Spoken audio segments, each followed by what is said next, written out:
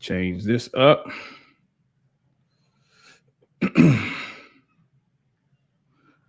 All right, welcome everybody to another edition here on Facebook, YouTube Live. Let me make sure that I have my Facebook family joining us. I know sometimes the settings on that could be off, so let me make sure that the settings are good. And people who are trying to come in live on Facebook, they'll be able to do that as well too. So let's see, settings. Here we go. Change privacy. Should be good to go with that. All right. So I know there people coming in straggling, but that's fine. We're already here live in full effect. So sounds good. Yeah. So I'm joined with my special guest, Eric Muldrow. We already got some people already coming in right now. So give people a few moments. Let me go through a couple of announcements, little housekeeping things real quick. Please, ladies and gentlemen, please like, please subscribe, please share this video. Of course, this will also be in the archives on YouTube as well. Please go to my YouTube page under my name, SaikoWoods, and please hit the like button. That way people can get these videos going to them, and also that notification bell. That way when we do go live, you'll be going live with us as well. So also, if you'd like to support the ministry financially, you can do that as well through PayPal under SaikoWoods at yahoo.com. That is SAIKO Woods with an S at yahoo.com, or through Cash App. You would like to do that as well, like to support the ministry as well, you can do that through Cash App, $ SaikoWoods, SAIKO WOODS. Definitely appreciate the support. My desire, ladies and gentlemen, since we are talking about this, is to do this type of ministry full time. Right now, I'm a full-time truck driver, but I do know and believe that God has all things in accordance to his purpose and in his will. Amen. But we also know this as well, that Eric can attest to this as well. There's a lot of teaching, there's a lot of doctrine out there that is not biblically sound. And there are a lot of people who have platforms and a lot of individuals who are saying things because of their following and because of their base. And people are more influenced on numbers than they are on the content that is being purported. And so God has a remnant. We're thankful for that. But it takes the body of Christ to support the body. And so, again, if you would like to support this ministry, if you would like to be a help to have content like this to be produced on a more continual basis, please prayerfully consider doing that. Again, SaikoWoods at yahoo.com through PayPal, and also SaikoWoods at $ SaikoWoods through Cash App. BCV gear, you see that up on the upper right hand portion of the screen. I'll put that link also in the description and also in the comments later on as the show progresses and when the show ends as well, if you like to go through the Teespring link and purchase BCV gear as well. But again, without any further ado, I have my brother, Eric Muldrow, former police officer. He retired. He cold chilling, but he's still out there in them streets. Fighting a different battle, brother. Fighting a different battle. Yeah. Putting out them cold red conversations for the body. And so again, I'm delighted to have him on. I'm looking forward to what we're going to be discussing on today. So Eric, welcome to the show, my brother. Hey, I appreciate you having me on today, man. Yeah, man. So I wanted to bring you on. Of course, we had discussed some things earlier this week regarding the unfortunate shooting of Daunte Wright. Right. Also, another shooting we had been brought to our attention. I think it happened a couple weeks ago in Chicago, but they brought the film up or the video up, I think, just recently this week. Yeah. As well. You're a police officer. I am not. So I know this is an area that is not my lane. This is why I believe when we're not familiar with things, because you put up a post earlier, man, and I could tell. I read the post and I said, yeah, this brother, he hot as fish grease, dog. He hot as fish grease. Because I know you wanted to say a little bit more, but the Holy Spirit is a keeper, bro. Yeah. You ain't lying right there, bro. You was like, look, all y'all armchair quarterbacks trying to tell folk how to police, and they ain't never been in any type of training, no type of school, no type of instruction, let alone squeeze a trigger on anything. And you're up here trying to tell police how to police, and I feel you on that, bro. I definitely feel you on that. So what brings you here today, man? What is it that, is keeping you, I guess you can say, keeping your hands to the plow, man, and striving to raise awareness, to the people. Give people a little bit about yourself, some information about yourself. Tell people about your background, man, and what you do and why you're doing it. Man, I appreciate it, man. I definitely appreciate this opportunity. When it's all said and done, man, I'm a 20-year retired law enforcement officer. I did my 4 years in the Army, straight out of high school. Started working for Westville Correctional Center, about 40 miles outside of Gary, Indiana, about an hour outside of Chicago, maximum security prison. Cut my teeth on the deep end of in law enforcement. It was a sink or swim. And by the grace of God, I was able to swim and thrive, and I learned so much. Then as time went on, I ended up moving out to Las Vegas. I've been out here with my family since 95. We moved out here. I hired on with the Las Vegas Metropolitan Police Department in 1996. And I was there from 96 till 2014 when I retired. First 10 years of my career, I was in the county jail, where I worked as a gang intelligence officer. I was a defensive tactics instructor, firearms instructor. I transferred out to the patrol side of the house in 2006, and I took all that knowledge I had, because it's still under the umbrella of Las Vegas Metropolitan Police. I took all that knowledge I built, I gained, and took it out to the streets. I was an active shooter instructor. I worked with an intelligence, counterintelligence, terrorism liaison officer. So I did a lot, man. And active shooter instructor, if I didn't say that, as far as active shooter response instructor. So I took all the things that I learned over the years, dealing with the criminal element, dealing with the general public, and I've seen so much over those years. So then when I retired in 2014, just sitting back, man, watching everybody talk. I think that's when Trayvon Martin case went down, and then you had the Eric Garner case, and I saw so much division being spread. And when I saw it in the world, I wasn't shocked. But when I really started seeing it creep into the church, that's when it really broke my heart. Right. And I started just posting on these, taking my little bit of knowledge, man, and my little bit of experience, and just started posting and giving people a different perspective. Because you hear, every time you turn on your social media, whatever social media app or site you're on, you're going to hear the opinion of the average everyday person, but you rarely hear the opinion of the guy, the boot on the ground, the officer who's actually out there on the streets. Facts. So I said, let me start speaking up on some of these issues. And then on top of it, I didn't know all the ins and outs. So I just started doing my own research. I just started studying and reading and trying to find out what's really going on. Is everything that I'm hearing, man, I'm thankful, man, when the Lord saved me. The Lord truly saved my heart and saved me in around 2010.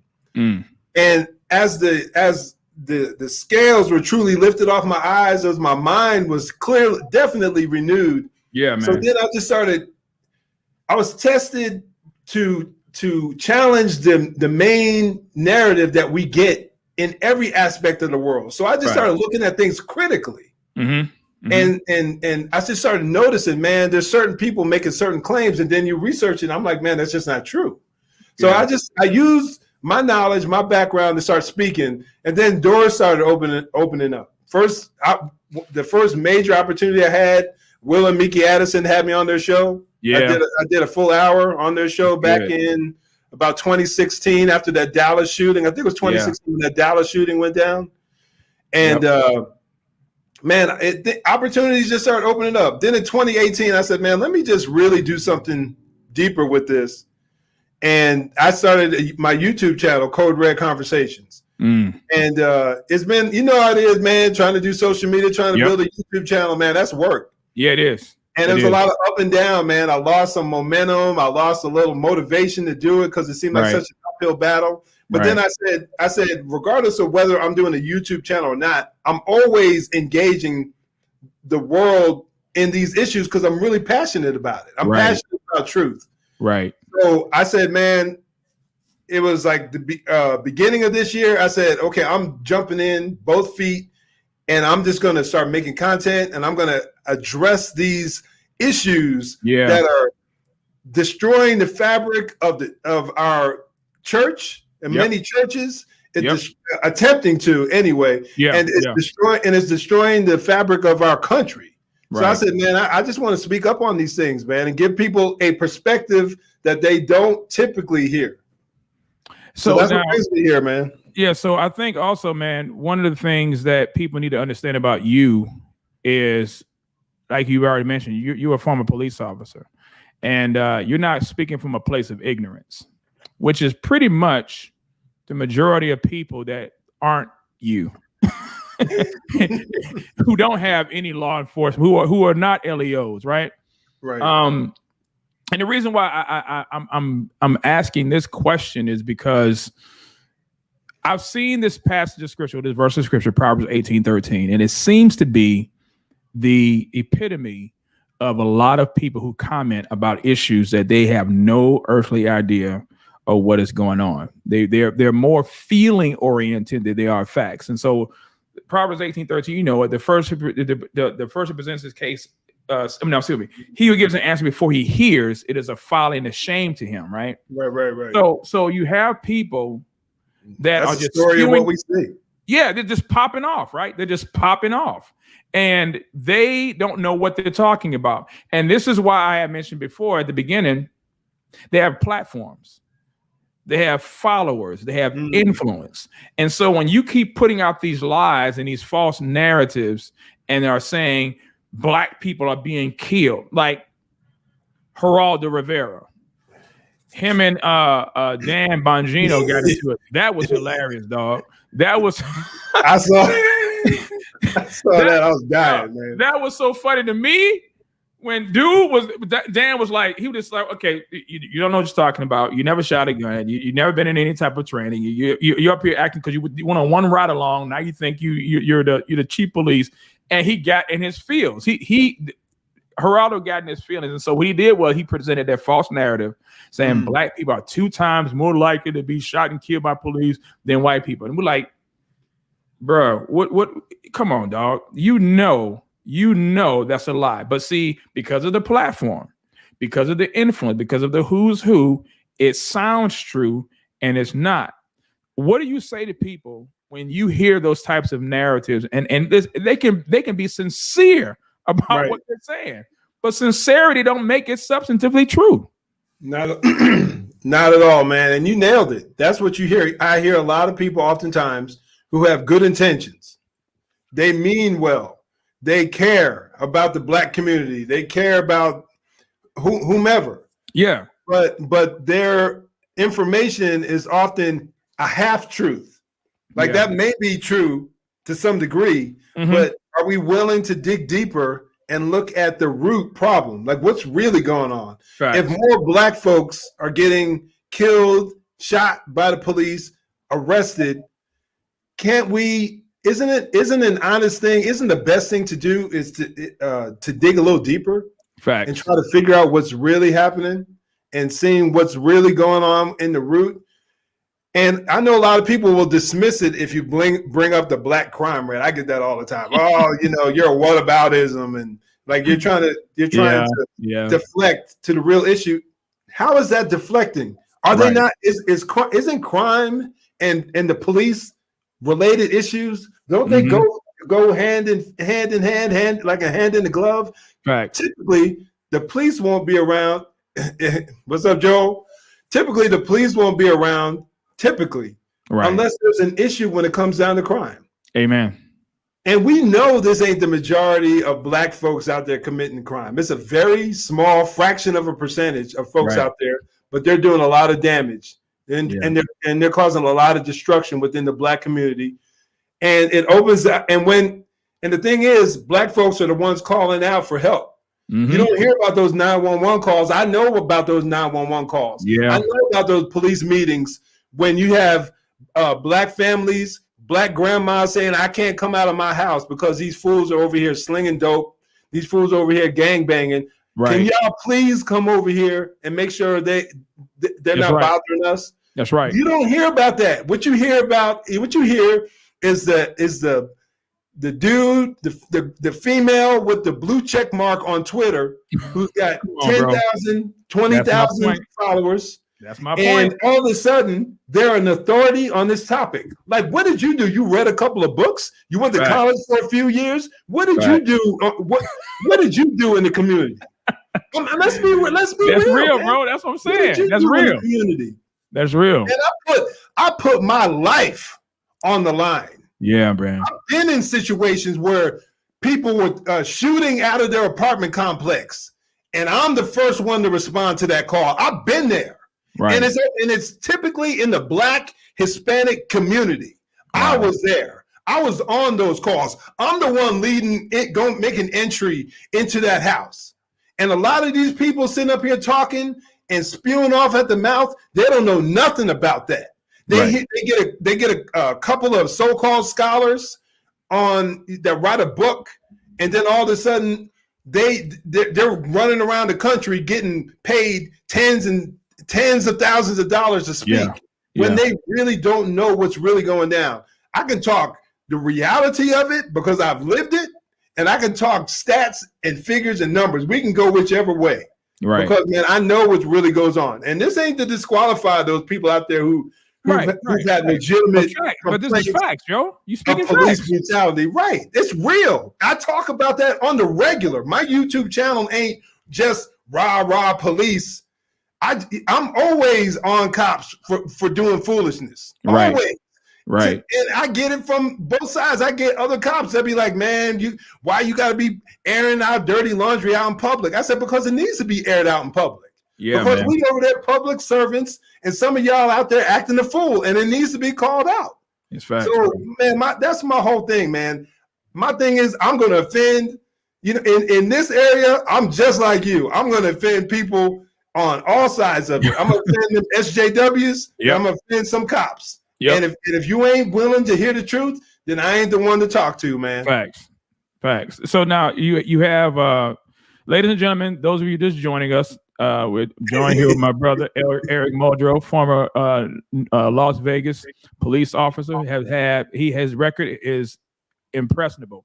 Bottom line, you can't do what this man has done and not have the credentials to back it. This brother not only is a brother in Christ, but he is a man that carried and has worn the uniform faithfully. So these conversations are important, and I would encourage those of you who are watching this right now to tag a friend because the information that we're about to present right now to you will be helpful. It will be helpful for the next hour and a half, maybe 2 hours, give or take. But it is going to be helpful, very helpful for you because it's going to help combat a lot of the foolishness. And I'll just go as far as to say right there, too, E, that a lot of the demonic, wicked, rebellious behavior that we're noticing that people are now getting paid. They're getting paid now, Eric. They're getting paid for dying, for rebelling, and not complying with lawful orders. Now, I'm just going to say this. Now, we may play good cop, bad cop, or good host, bad host. I don't know how this one's gonna go, bro. But I'm gonna go ahead and just say it. I'm just gonna go ahead and say it, man. Just say it. When have you ever been like worried about that? Like when? Yo, I'm just gonna. Okay.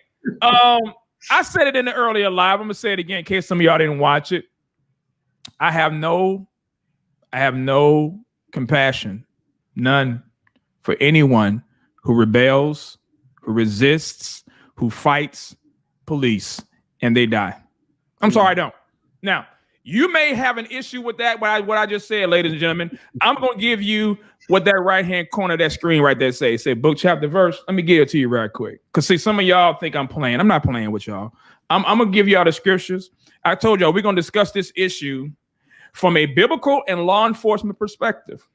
Amen. You're gonna get it on both sides. So that way, when you walk away from this live and y'all feelings is hurt, you got busting your spiritual snot locker. You can't say, oh, he up here, just attacking. No, I'm attacking this ideology that's causing thousands of people to be deceived and people to be killed for misinformation and lies.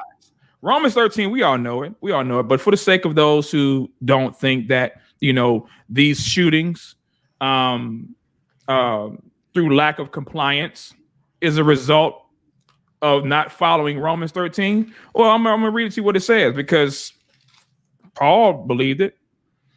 Romans 13, verse 1. Let every person be in subjection to the governing authorities. Why? Answer. For there is no authority except from God, and those which exist are established by God. So now I ain't trying to have no Bible study right now, but I'm a pastor. So do your thing, brother. Do your thing, man. Y'all here now. That's our foundation. Yeah. Y'all here now. So he says there's no authority except from God. So that means every authority, good, bad, indifferent, whether you voted for them, whether you didn't, whether you don't like them, whether you love them, bottom line, God says he ordains it all. Now, he says, therefore, verse 2, he who resists authority. So that means your Daunte Wright, and I'm going to say it, Daunte, he dead now. I told you, I'm not playing. I'm not playing. Yeah, he dead, bro. He dead. And why he dead? Seiko? Answer right here, verse 2. Therefore, he who resists authority has opposed the ordinance of God. Daunte wasn't a little boy. I don't care what the pictures that y'all see now with his little baby. Listen, it ain't nothing to do with the baby. It's a baby face pictures. Man. Yeah. So Daunte was a grown man who made a grown-up decision, and it costed him his grown life. Those are the facts, ladies and gentlemen. Don't blame me. God wrote it. I just quoted. Verse 2 says, therefore, he who resists authority has opposed the ordinance of God, and they who have opposed will receive condemnation upon themselves. For rulers are not a cause for fear for good behavior, but for evil. Do you want to have no fear of authority? I mean, deep, bro. Say that one again. Say that one last verse again. He said, for rulers are not a cause for fear for good behavior, but for evil. Do you want to have no fear of authority? Wait a minute. So Paul is asking a rhetorical question. Do you want to have no fear for evil? Yeah, okay. Then do what is right. Romans 13, verse 3 says. He says, because listen, he says rulers are not to cause fear for doing good. See, Eric, when you and I are riding and our papers are good, police can pull behind us all they want. When we're not speeding, when we're not making illegal lane changes, when we're not doing rolling stops, when we're bottom line following the law. When the law pull up on us, behind us or whatever, I ain't sweating bullets. I'm not. Not at all. Like when I was driving in my truck the other day.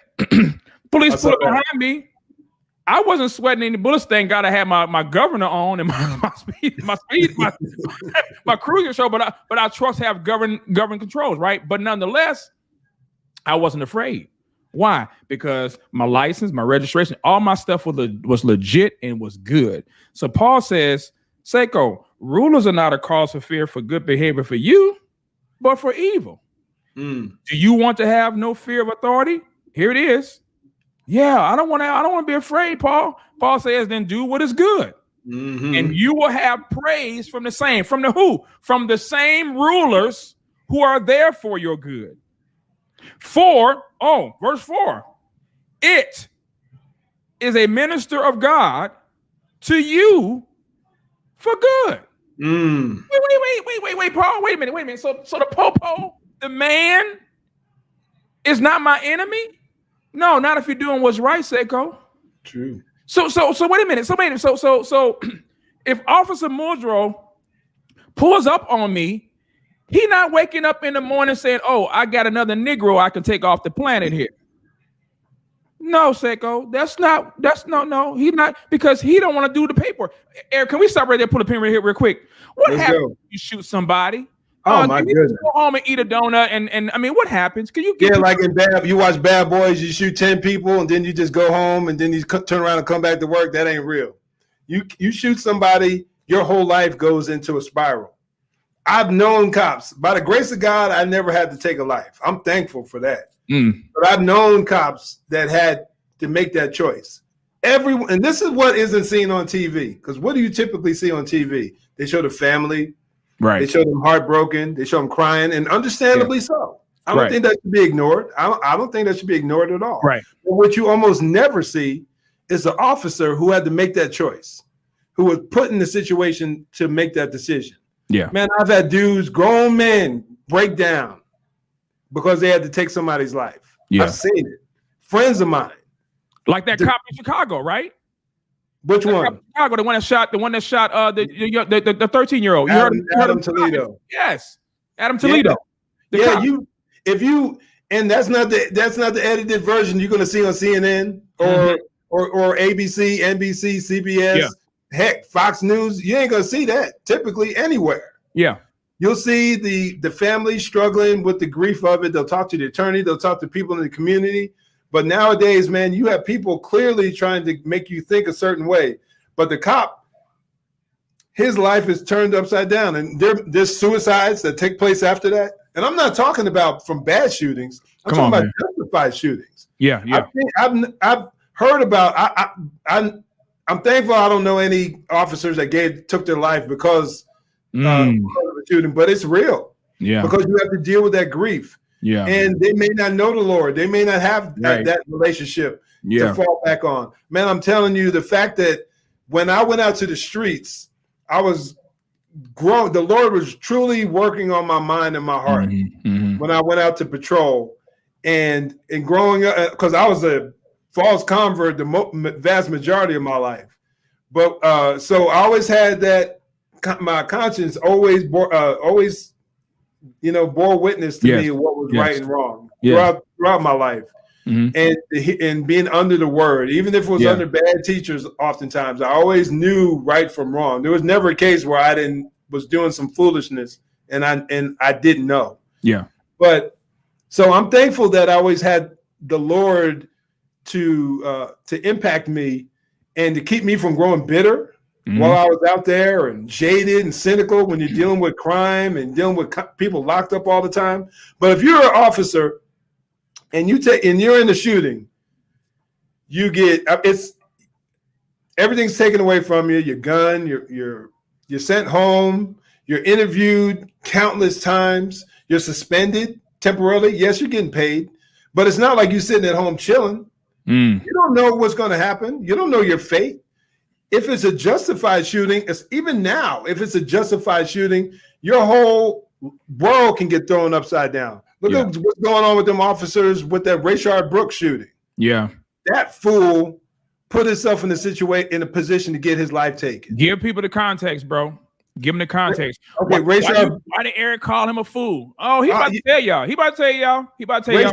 Rayshard Brooks driving drunk, stopped, fell asleep in a parking lot at a where was it? Wendy's drive-thru. The police officer showed up, gave him multiple opportunities to drive over and go to sleep. The officer wasn't trying to take him to jail, but the officer walked away, turned around, dude was still sleeping there. So then you're forcing a hand. I got to take you to jail now, man, because now you're a danger. So we're gonna address that in a minute too, Brian. Just stand by, sir. But continue on. Yeah. So long story short, they after they run him, well, man, refresh my memory. Did he have a hit? He had warrants for his arrest and all that. Yeah, he had warrants, and you had the DUI. Yep. So they go to take him into custody. He resists. Two officers. He decides he wants to fight, take off running, gets into a fight, pulls a taser out of one officer's hand. Yep. Gets up, takes off running while the officer's chasing him, turns around, he tries to tase the dude, and then the other cop shot him. Right. His actions, his foolish actions led to his loss of life. And if that's offensive to people out there, then I'm sorry. Then your issue ain't with me.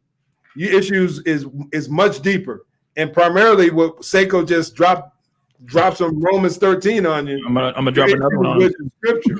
Your issues with God. It ain't with me. Right. But the reality is, when you have people out there who open up I know I got sidetracked a bit off of what I was saying.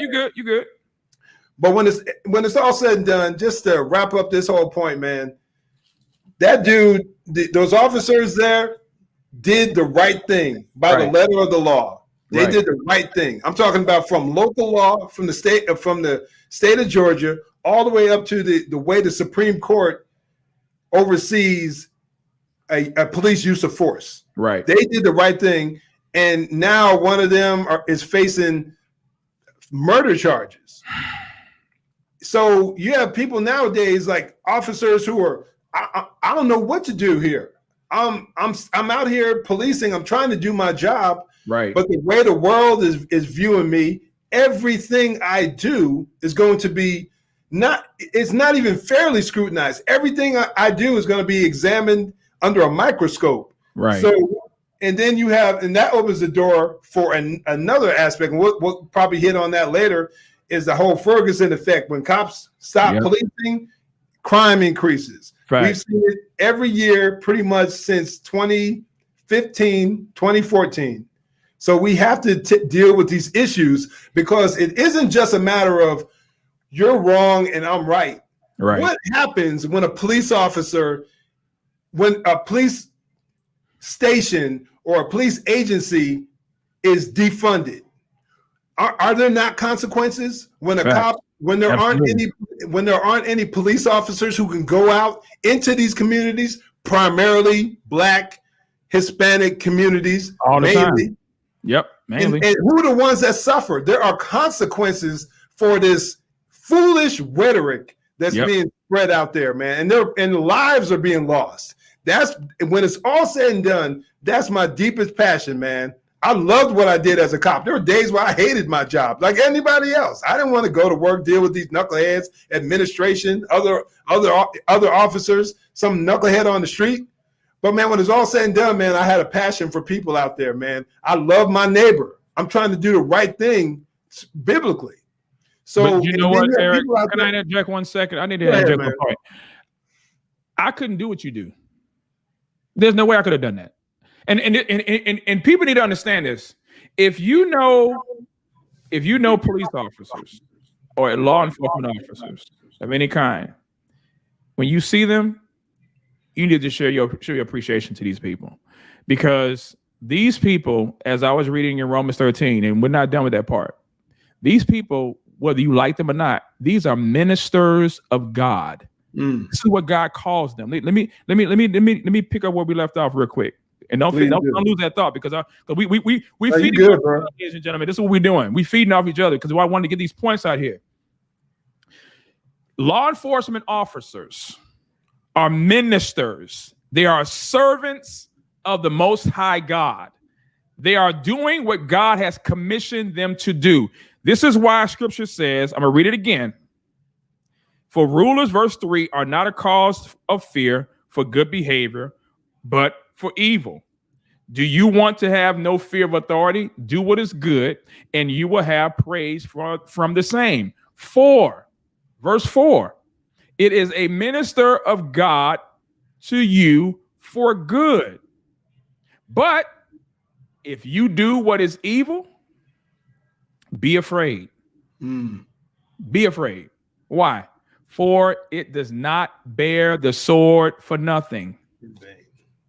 That gun, that taser, whatever equipment that they have for defense and offense. Now, that gun ain't to tickle you. That gun ain't to say, let's play cops and robbers. No. Those are implements, I'd say, of neutralization. How you want to call it, neutralization, death, whatever. But the text says right here. The text says it right here. For it does not bear the sword for nothing. For it is a minister of God. 2 times Paul says what the role and what the position of rulers are. They are ministers of God. He says, for it does not bear the sword for nothing, for it is a minister of God, an avenger who brings wrath upon the one who practices, here it is, who practices evil. If you're not doing anything wrong, why aren't you complying? If you're not doing anything wrong, why would you resist?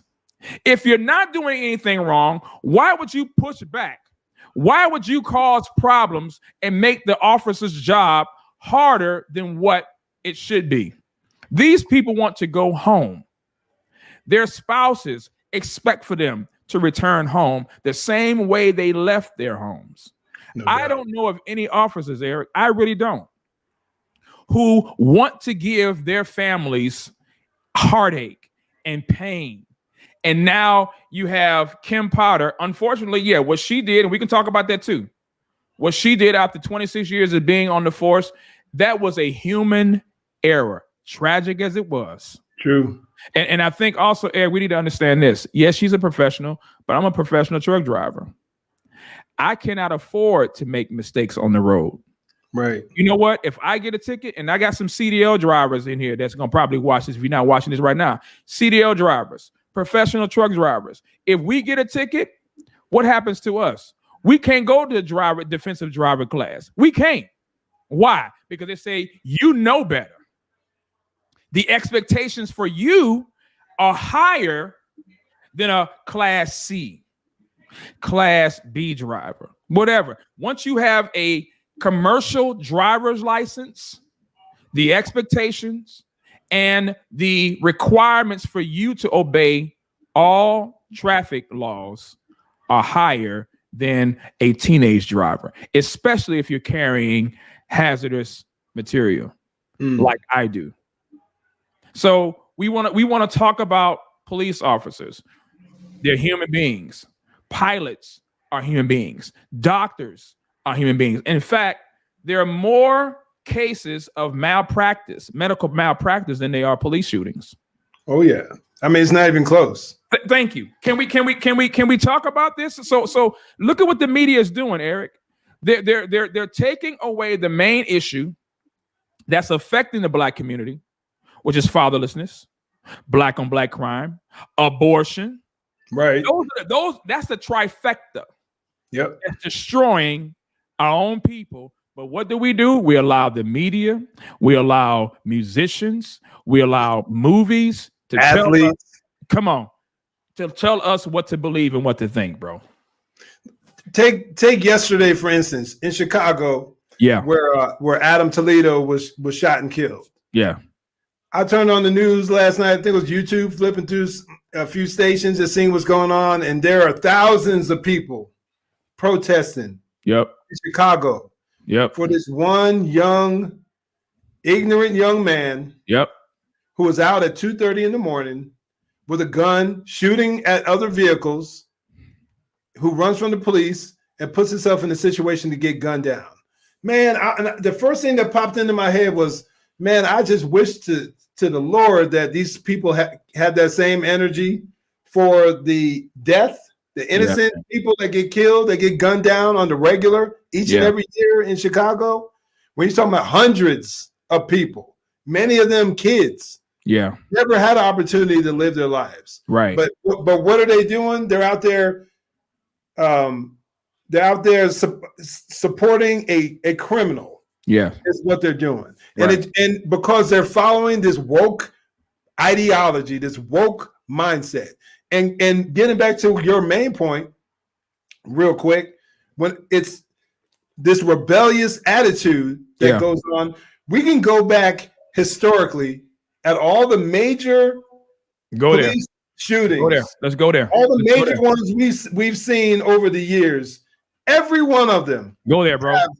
As my brother John Anthony said earlier today, he said, "What's the common denominator?" Go there, bro. We're talking about Eric Garner, Michael Brown, Alton Sterling, Terrence Crutcher, Stephon Clark, George Floyd. Yep, I said George Floyd. Facts. Jacob Blake, Rayshard Brooks, Daunte Wright, Adam Toledo, what do you see?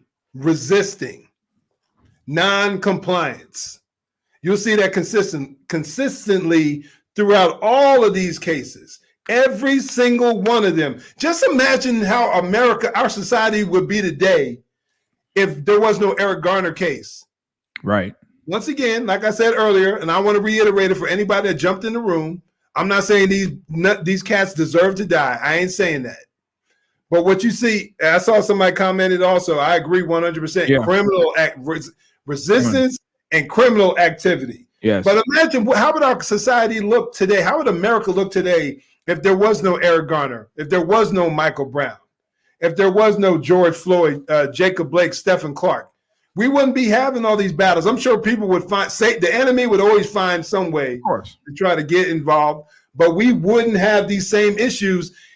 And man, I'm telling you, the way it's impacting our culture today, man, it's just sinful. It's shameful, man. But why? Answer this question before you go to these different cases that you mentioned earlier. Why aren't there a high or disproportionate amount of Indian people, Asian people, Jewish people, with criminal records, like Black folk and Hispanic? I mean, because we're all human, right? I'm just trying to figure out. I'm just trying to figure out how come Mr. Patel or Mr. Lee or Mr. Schwartz or Mr. Akinwande, how is it that those people groups are not disproportionately represented in the judicial system, but Ray and them,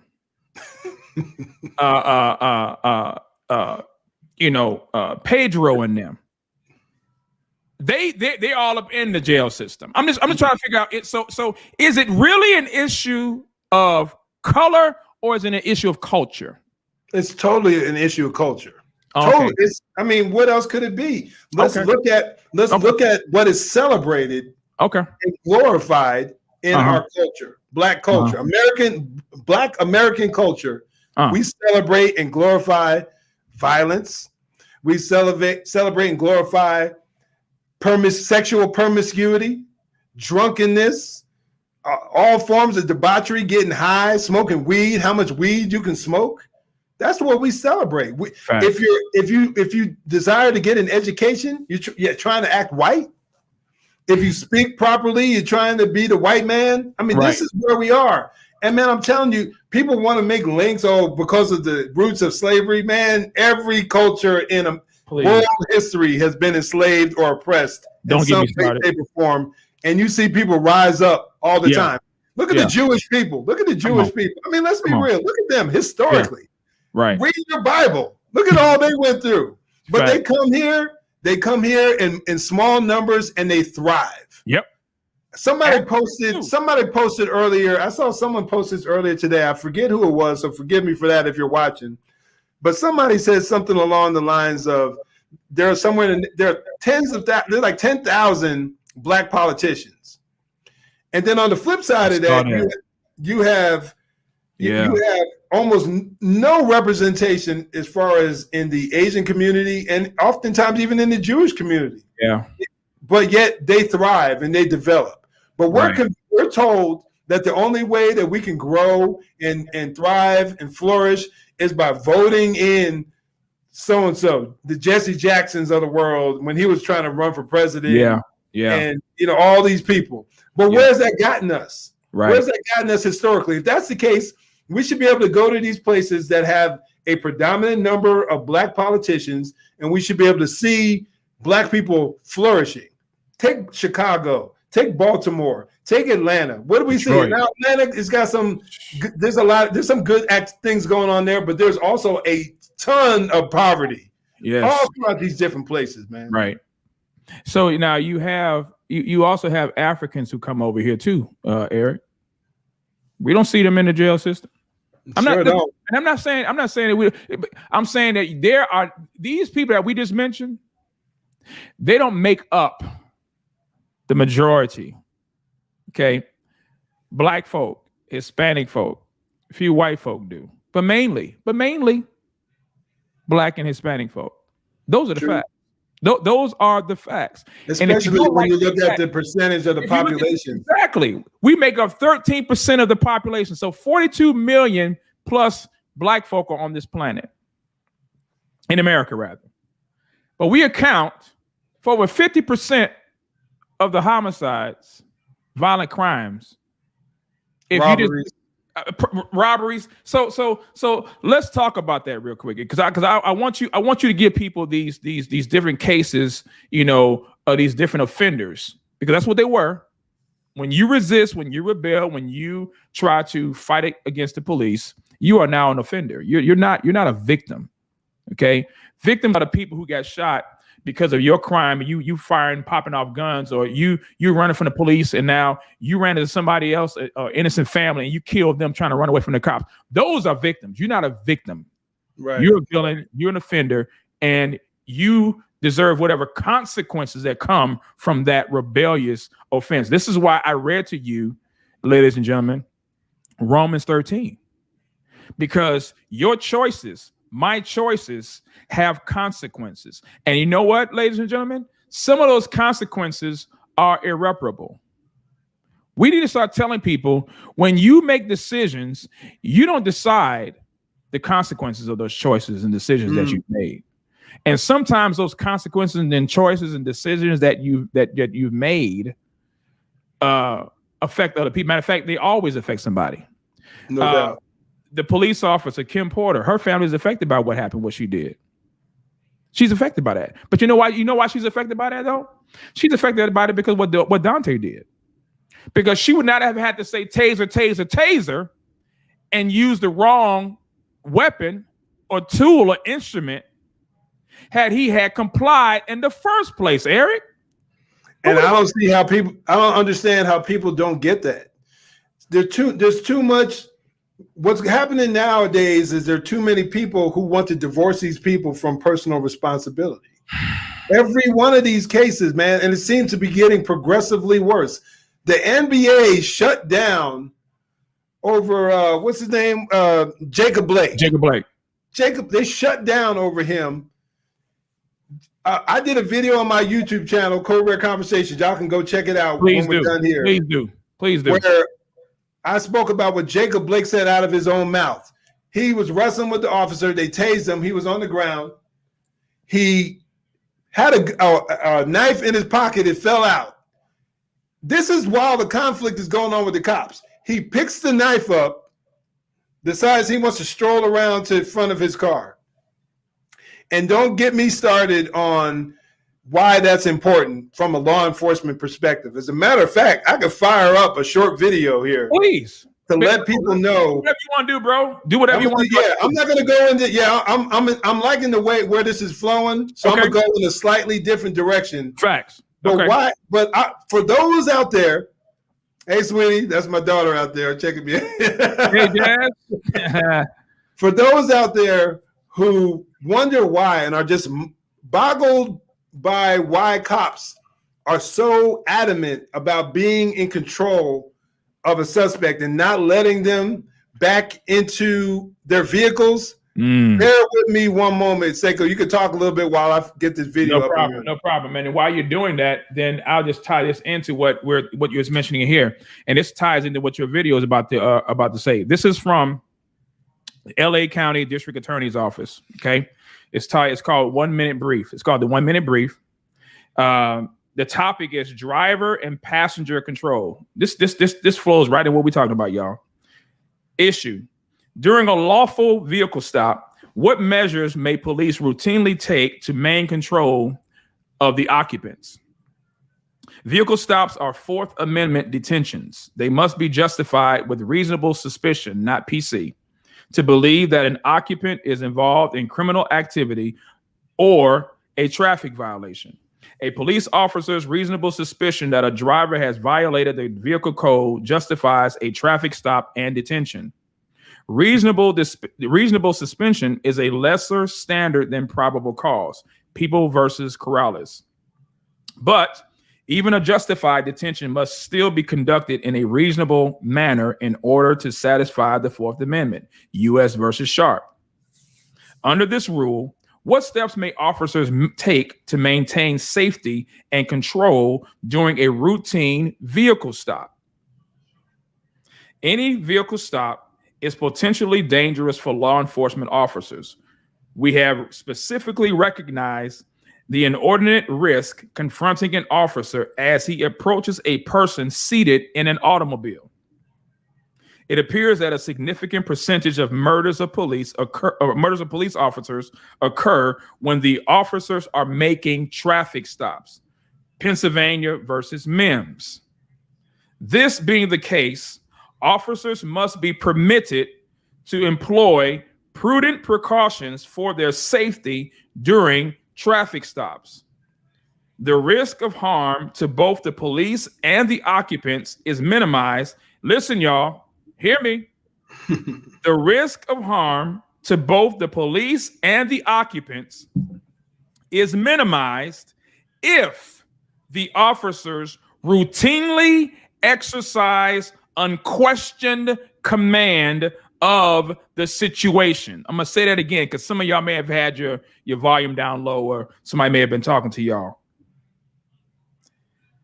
The risk of harm to both the police and the occupants is minimized if the officers routinely exercise unquestioned command. That means quit asking questions, just do what you're told. He's not telling you to do anything unlawful. But Eric, let me ask you this question. Even if he tells you to do something unlawful, what should you do? I'm glad you asked, brother. You comply, because there are avenues that you can go down to rectify that issue, especially in 2021. Body cameras, dash cameras, very prevalent. Citizens recording almost every stop that officers are on. You gather your information. You get the name of the officer if you can. You get the location of the stop. You get the department, agency that stopped you. And then you write down what issues you had with the stop, and then you contact internal affairs. And like I've said, if I've said it once, I've said it 1,000 times. No officer wants to end up in internal affairs. It is a headache. Richard, are you serious, brother? Brooklyn Center, Minnesota mayor said, "Yep, officers don't necessarily need firearms while doing traffic stops." Oh yeah, he said that. I'm about to, I've been knocking out videos left and right. I'm working on that one right there. That fool, I don't like tossing fool around, but when you get such nonsense being spit out by some of these people, that's a fool, bro. That's when you get nonsense. Let me. I think you gotta give me. I think you gotta let me put that video up, man. Yeah. Go ahead, man. Go ahead. Okay. You got it right there. Let me see here.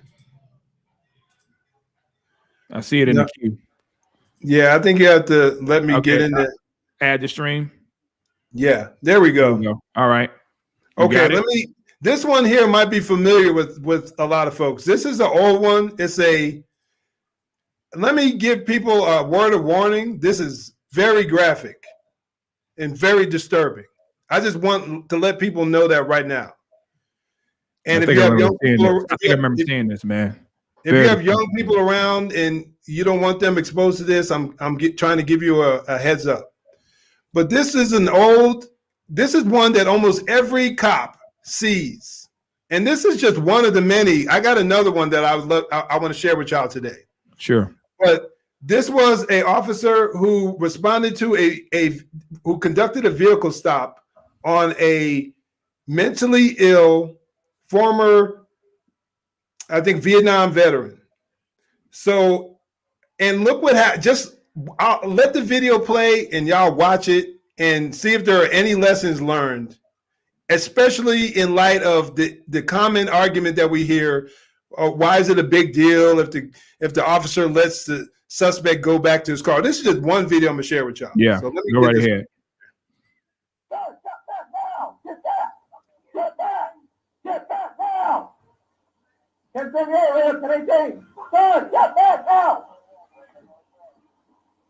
Sir, get back now! 16. Sir, get back! Get out of the car now! Sir, get out of the car! I am doing my right! Get back here now! Get to your vehicle! Put the gun down! Well, I got another gun, I mean, put the gun down! Put it down now!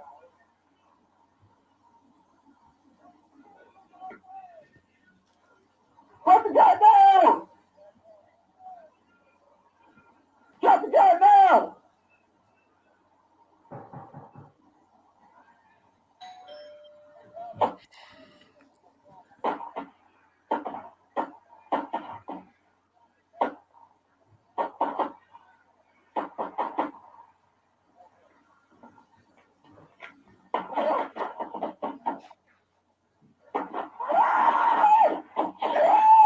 Shit! Stop now!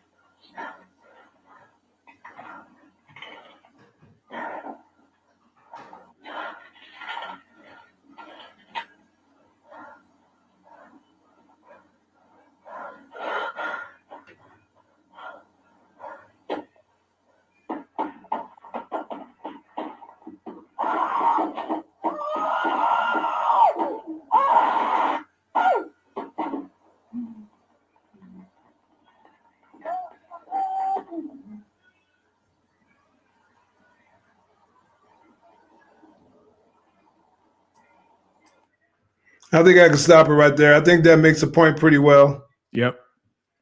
The unfortunate, if you can shrink that screen down if you want to, bro. There's an unfortunate and very real, true reality, right? That as an officer, as was mentioned earlier, with the article you read, it pointed out how vehicle stops are some of the most dangerous contacts a police officer can be on. That right. And the domestic violence call. Those are where the majority of fatalities take place. Yeah. So if I'm an officer and I stop you, and then you decide that you want to fight, you want to be combative, you want to enter your vehicle, that is a completely unknown zone to me. You right. know what's there. I don't. Right. You could have, all you could be thinking about is, I want to get away. I mean, which is idiotic in and of itself. But I'm thinking through my training, all the things that were drilled into my head during the academy, all the things I've seen doing my own personal study, all the material I've read, I understand that the potential for this to go bad is very real. So I'm going to do everything in my power, and I'm going to protect myself. Right. That officer in that video, he had many opportunities to shoot this guy. Mm-hmm. He's loading the gun. Dude was loading the gun, and he's giving them verbal commands to put the gun down. Man, you got to get your sight, and you got to take that dude out. You got to stop that threat. But for whatever reason, and there's a lot of folklore as to what motivated him and why he chose not to shoot and whatnot. But when it's all said and done, that officer, like you said, deserves to be able to go home at the end of the evening. And when you have non-compliant citizens out there acting a fool, fighting, running, you open the door to all types of nonsense to come your way. Right. I wanted to read the rest of this this article. He said, at the officer's discretion, no reasons need to be given. Driver and passengers may be ordered to remain in their vehicle or to re-enter it. Young versus County of Los Angeles. Or may be ordered to get out of the vehicle. Maryland versus Wilson. Occupants may be detained at the scene pending completion of the stop. We hold that in a traffic stop setting, it is lawful for people to detain an automobile and its occupants pending injury into a vehicular violation. The temporary seizure of driver and passengers continues and remains reasonable for the duration of the stop. Arizona versus Johnson. Occupants may be ordered to sit on the curb, weather permitting, and absent physical disability. We conclude that the officers in this case, after lawfully stopping the Cadillac, were justified in ordering defendant back in the car and then ordering all passengers to get out of the car and to sit on the curb for officer safety reasons. People versus Vibanco, 2007. Officers may ask for, not demand or require identification from passengers and run warrant checks within the scope of the detention. Vibanco. If a passenger is then arrested of an outstanding warrant and an identical search reveals evidence, or incidental search reveals evidence, that evidence is generally admissible without regard to the lawfulness of the vehicle stop. People versus Brennan. Bottom line, the article says, giving officers the authority to control all movement in a traffic encounter is sensibly consistent with the public interest in protecting their safety. U.S. or United States versus Williams. End of quote. Again, this is from the 1 minute brief, LA County's District Attorney's Office. The topic is titled Driver and Passenger Control. Wow. Hey, you should put, if there's a link, you can put that now. In the comments, man. Yes, sir. Now. Yes, sir. Because that's good right there. That goes into a lot of detail, man. That really breaks things down. That's some things that I went over years ago that that aren't fresh in my head, and that's definitely good for people to know. People need, and that's people. I see Richard Johnson posted something over here where he's talking about that Army lieutenant. I don't want to be. Oh yeah, I see it right here. Yeah, I'll put it up right now. There you go. The second lieutenant, Army fool in Virginia, needs to be demoted. If not, kicked out of the Army. He wanted to be famous. He may get paid. Just sick. Yeah, I know there's a lot of people that are on both sides of this, but I'm in agreement with Richard here. Yeah, I do. I am too. I think that what he did, even though I believe the officers could have possibly de-escalated things by sharing more information with him, by telling him what was going on. Mm-hmm. His non-compliance. If I do a lawful stop, if I stop you, let me just give a scenario. If I stop you, lights and sirens, and then you continue to drive for 1.5 miles, right? Once again, low light, late at night, you're talking about a vehicle stop based on what I just shared with you. Right. High risk for some harm to come an officer's way with a high risk stop.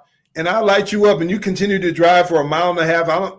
I don't care whether you're going high speed or not. Because there have been some psychotic people who did low speed getaways, pursuits, and turned around and ended up trying to kill folks. Right. So it's possible, depending on the mental status. You don't know anything about that driver. None whatsoever. Right. I know people personally that I dealt with on the streets of Las Vegas who are insane, but yet they're driving their car around town.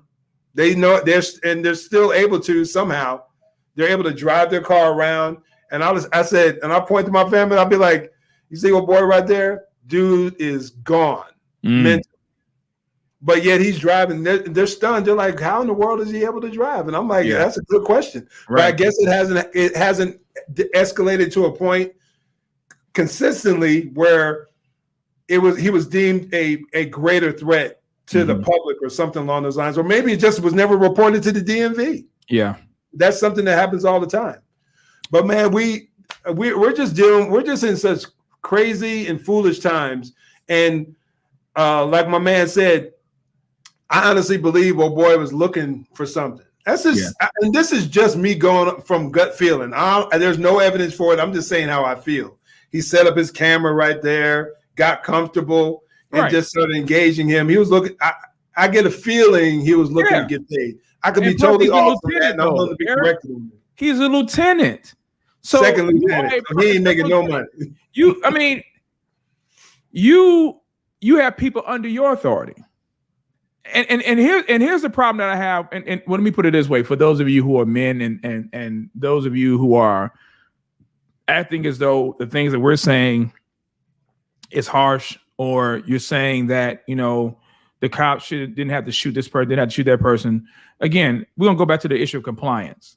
But I find it rather ironic and hypocritical, though, too, Eric, that these same men, like us, we're talking about what police officers should have done and not have done. And these people are in positions of authority. These police officers are. We're supposed to submit to their authority. But then these same men who have wives and children, I got to go there, bro. Go there, man. Go there. How is it that you trying to tell police how to run and govern the streets and they're in authority, but then you get in your feelings and get mad when your wife and kids don't submit to your authority? I don't understand that.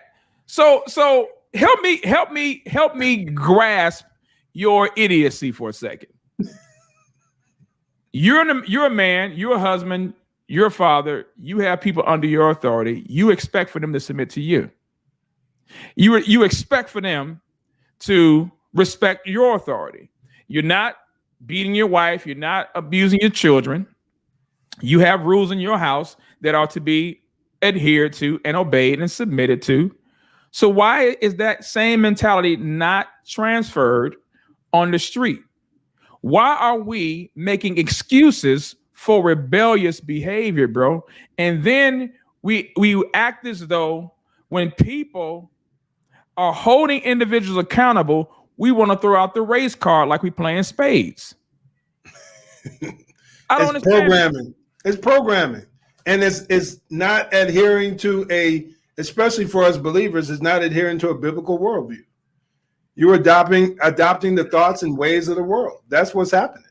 And it like I said, people don't even realize I would say that they don't even some of these people don't even realize the repercussions of that worldview, the destructive nature. They think they're doing good. They think they're doing absolutely, Richard. They think they're doing good things. They think they're doing right things. But man, I just wish they would just dig a little deeper to what's really happening in our culture. So let's talk about two things. Number one, I want to scroll up to the comment because there's a gentleman, I think Brian text, and he mentioned something about, let me see. And Brian, if you want to repeat it, I'm just trying to scroll up. I think it is right here. Let me see if this is one. Maybe I see Latanya Yarborough posted one too, asking them if we want to get into the whole Daunte Wright one. She had a question. I think it'll help people out. Sure. If you want to repost that one, Latanya, that'd be cool. Yeah, please do, Latanya. Brian says for sure they should comply, but should non-compliance result in lethal reactions by officers? I would say no if nobody's safety is at risk. So, Brian, let me ask you this question: are you a police officer? And I'm not asking this for the sake of trying to be snarky or be smart. I'm asking this because, again, I'm not a cop. Never have been, right? I've been in the military. I understand what orders and authority mean. And matter of fact, I had a father, thank God he's still alive, who taught me what respect for authority meant. He told me when I choose to rebel, then I've chosen to suffer the consequences, whatever those consequences are. And sometimes those consequences may not fit the quote unquote of crime or offense, but the consequences nonetheless. So the Daunte Wright situation, Eric, let's discuss it, I guess. I mean, okay. Yeah. Kim Potter, 26-year veteran of the was the Minnesota Police Department, I believe. Yeah, something like Brooklyn City or something like that. Brooklyn Center. Yeah. Police Department. I hear it's a pretty small. I heard this. I haven't done the research, but I heard that it's a pretty small department, a small agency, less than 50 officers. Yeah. So what is the issue that you would say? And I think Latanya just put it up here again. I saw this question elsewhere and thought it was reasonable. Will you help me to understand how the police officer could mistake her handgun for a taser? No, that's an excellent question. I've heard people ask that question. Yep. And this is what I believe here. I believe that something like that can happen. I believe that, and it doesn't have to be ill intent. It could be you just weren't thinking in the heat of the moment. And this wasn't even necessarily that stressful an encounter. It wasn't like he was fighting or no bullets were flying. So I think that there are a few factors that could play a role. one, her personal safe, what she deemed, what she's comfortable with. For all we know, I know she was a field training officer. For all we know, she never really had to deal with anything like that before. She could have spent a large portion of her career sitting at a desk. That's right. Or she could just be one of those officers who's just no good. That's a fact that there are plenty of cops pushing the black and white every single day on the beat that should not be out there. And there are some agencies that'll kind of let them slide because they need bodies. Mm-hmm. Now, I don't know if that's the case with her, but I've seen it personally. And any officer that's here would probably agree with me on that. Yeah. It could be a training issue also.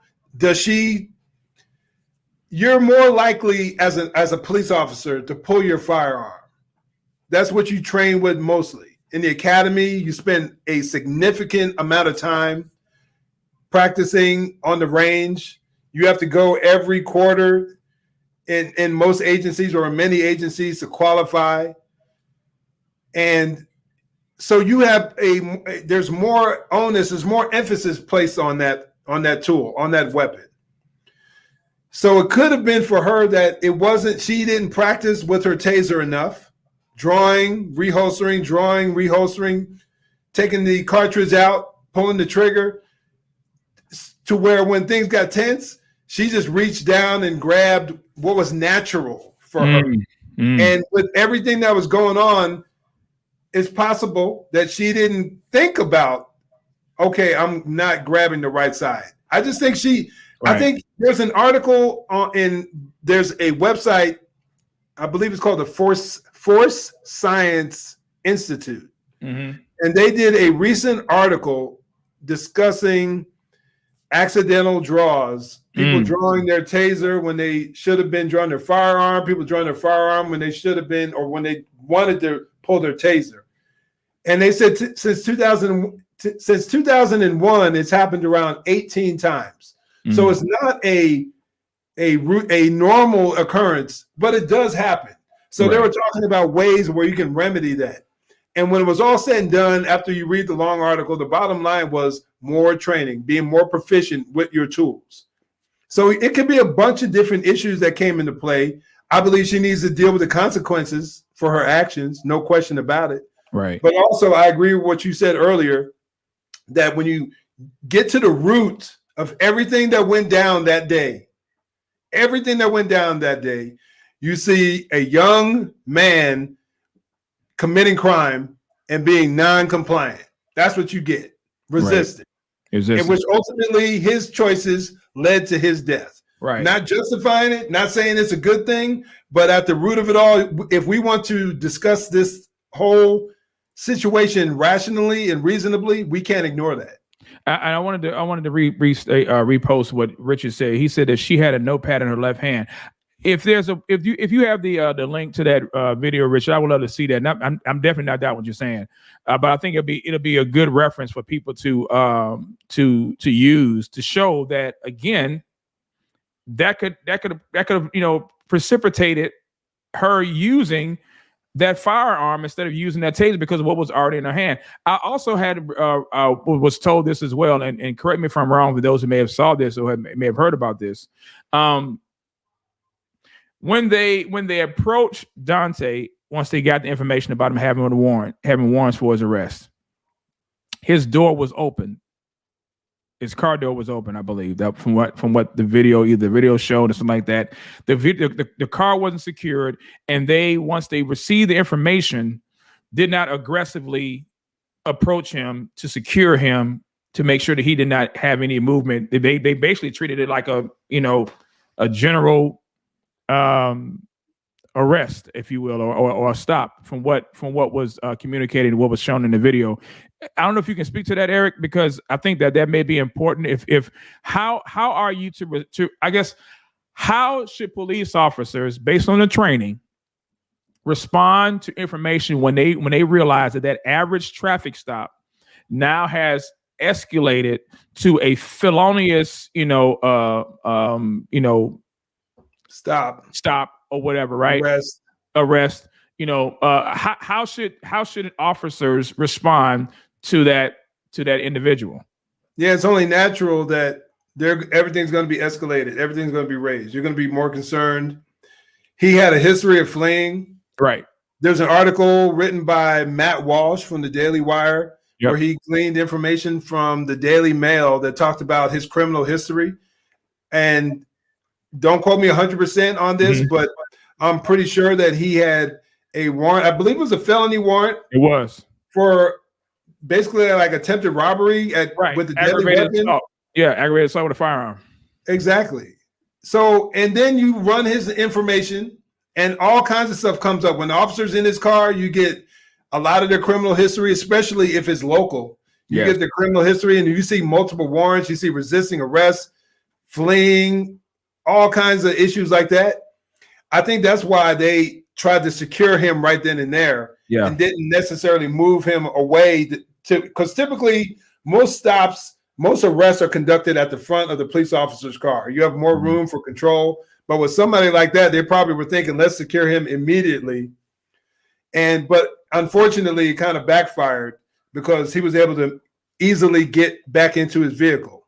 And what was the main question? I kind of lost track. No. So when you find it it's a felony stop, how should police officers, based on your training, how should they approach that individual? Because again, it seemed like that they were trying to be, I want to say gingerly with him, but there wasn't any aggression. I was told that there should have been more of aggressive when he was apprehended.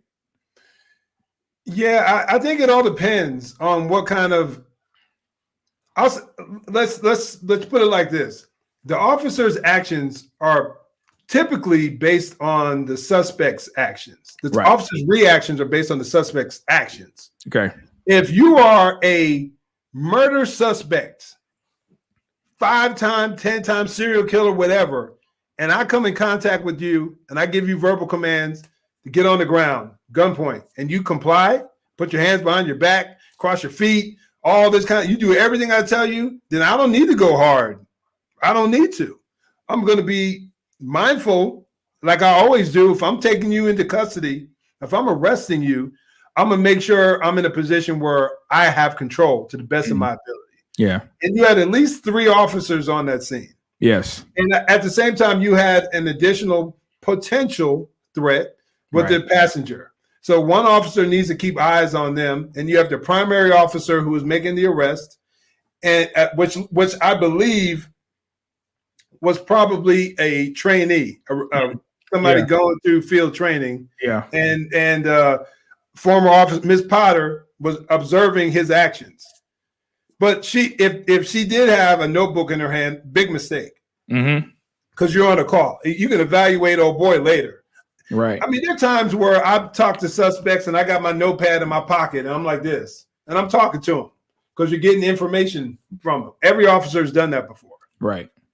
But when you're when an arrest is taking place, you put that in your pocket. My hands are free. If I need to get engaged, I'm ready.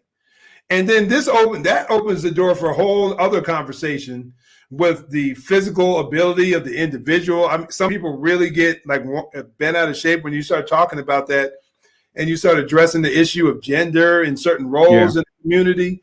And like I said, we don't necessarily need to go down that path.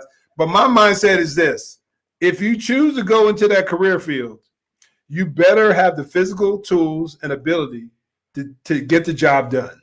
Yeah. And unfortunately, many agencies across the nation don't have a consistent physical fitness standard after you graduate the academy. They don't have any additional or ways you can train judo, martial arts, Brazilian jiu-jitsu, Muay Thai, Krav Maga. They don't have avenues for that. So what you end up and what you have to do is, the only training a lot of these people have when it comes to defensive tactics is 3-4 times a year for about 3-4 hours at a time. Me personally, man, I was obsessive out there. CrossFit, working out, hitting the gym, Brazilian jiu-jitsu, boxing, Muay Thai, judo, Jeet Kune Do. I'm for real, man. I did all that. Right. because I knew if somebody came my way thinking they can get through me, Yeah. oh, they're gonna wish they hadn't. Yeah. That was my mindset. They're gonna wish they hadn't. Gotcha. And I walked out that bad boy after 20 years undefeated. Amen. People tried me before. Amen. I ain't saying I'm the baddest dude around. There are plenty of dudes badder than me. But the nonetheless, ones that tried to step to me, they regretted it. Exactly. But that was because I prepared for it. So you're going to be out there. If you're a woman out there, or even a small dude, and you're going to be in law enforcement, and you're running around 5'3", weighing $140, $130, you better have some thunder backing that up. And I'm not talking about bringing a gun or always bringing a tool in there. You better be able to use those hands, and you better be able to use them proficiently. So whatever you are in this equation, male, female, and you're of small size, you need to have as many tools as possible, not even of small size, whatever. You need to have as many tools as possible so that you don't automatically go to deadly force, or even accidentally. And your skill set needs to be sharp enough to where whatever tool you need, you're ready. What was the weight? And this may be a little bit off topic, but I think it's kind of like it's congruent with what we're talking about. What was Bruce Lee's weight? Oh, well, $140, $150, maybe. So it ain't about size; it's about technique and skill. Yeah, exactly. I mean, when all things are equal, right? If you got John Jones over here going against some, Ronda Rousey or something like that, I mean, she may be at that time considered the baddest woman on the planet when she was a champion, but there's some things the physical differences do play a role. But you typically ain't going to run against somebody. You ain't going to run against John Jones on the street. Right. You're going to run against average everyday person, and your technique and your skill can go a long way. I've seen little dudes mop the floor with big cats. I've seen that on many occasions. Inmates, officers, suspects. You see it all over the place. Yeah. Be skilled in what you have to do and be proficient. My old sergeant, I've done plenty of videos with him. Matter of fact, he and I are going to get together and work on some tomorrow, Lord willing. Dude's 5'6", maybe. If he's on here, he's gonna clown me for that. He might be 170, maybe. That's on a good day with a couple of bricks in his pocket.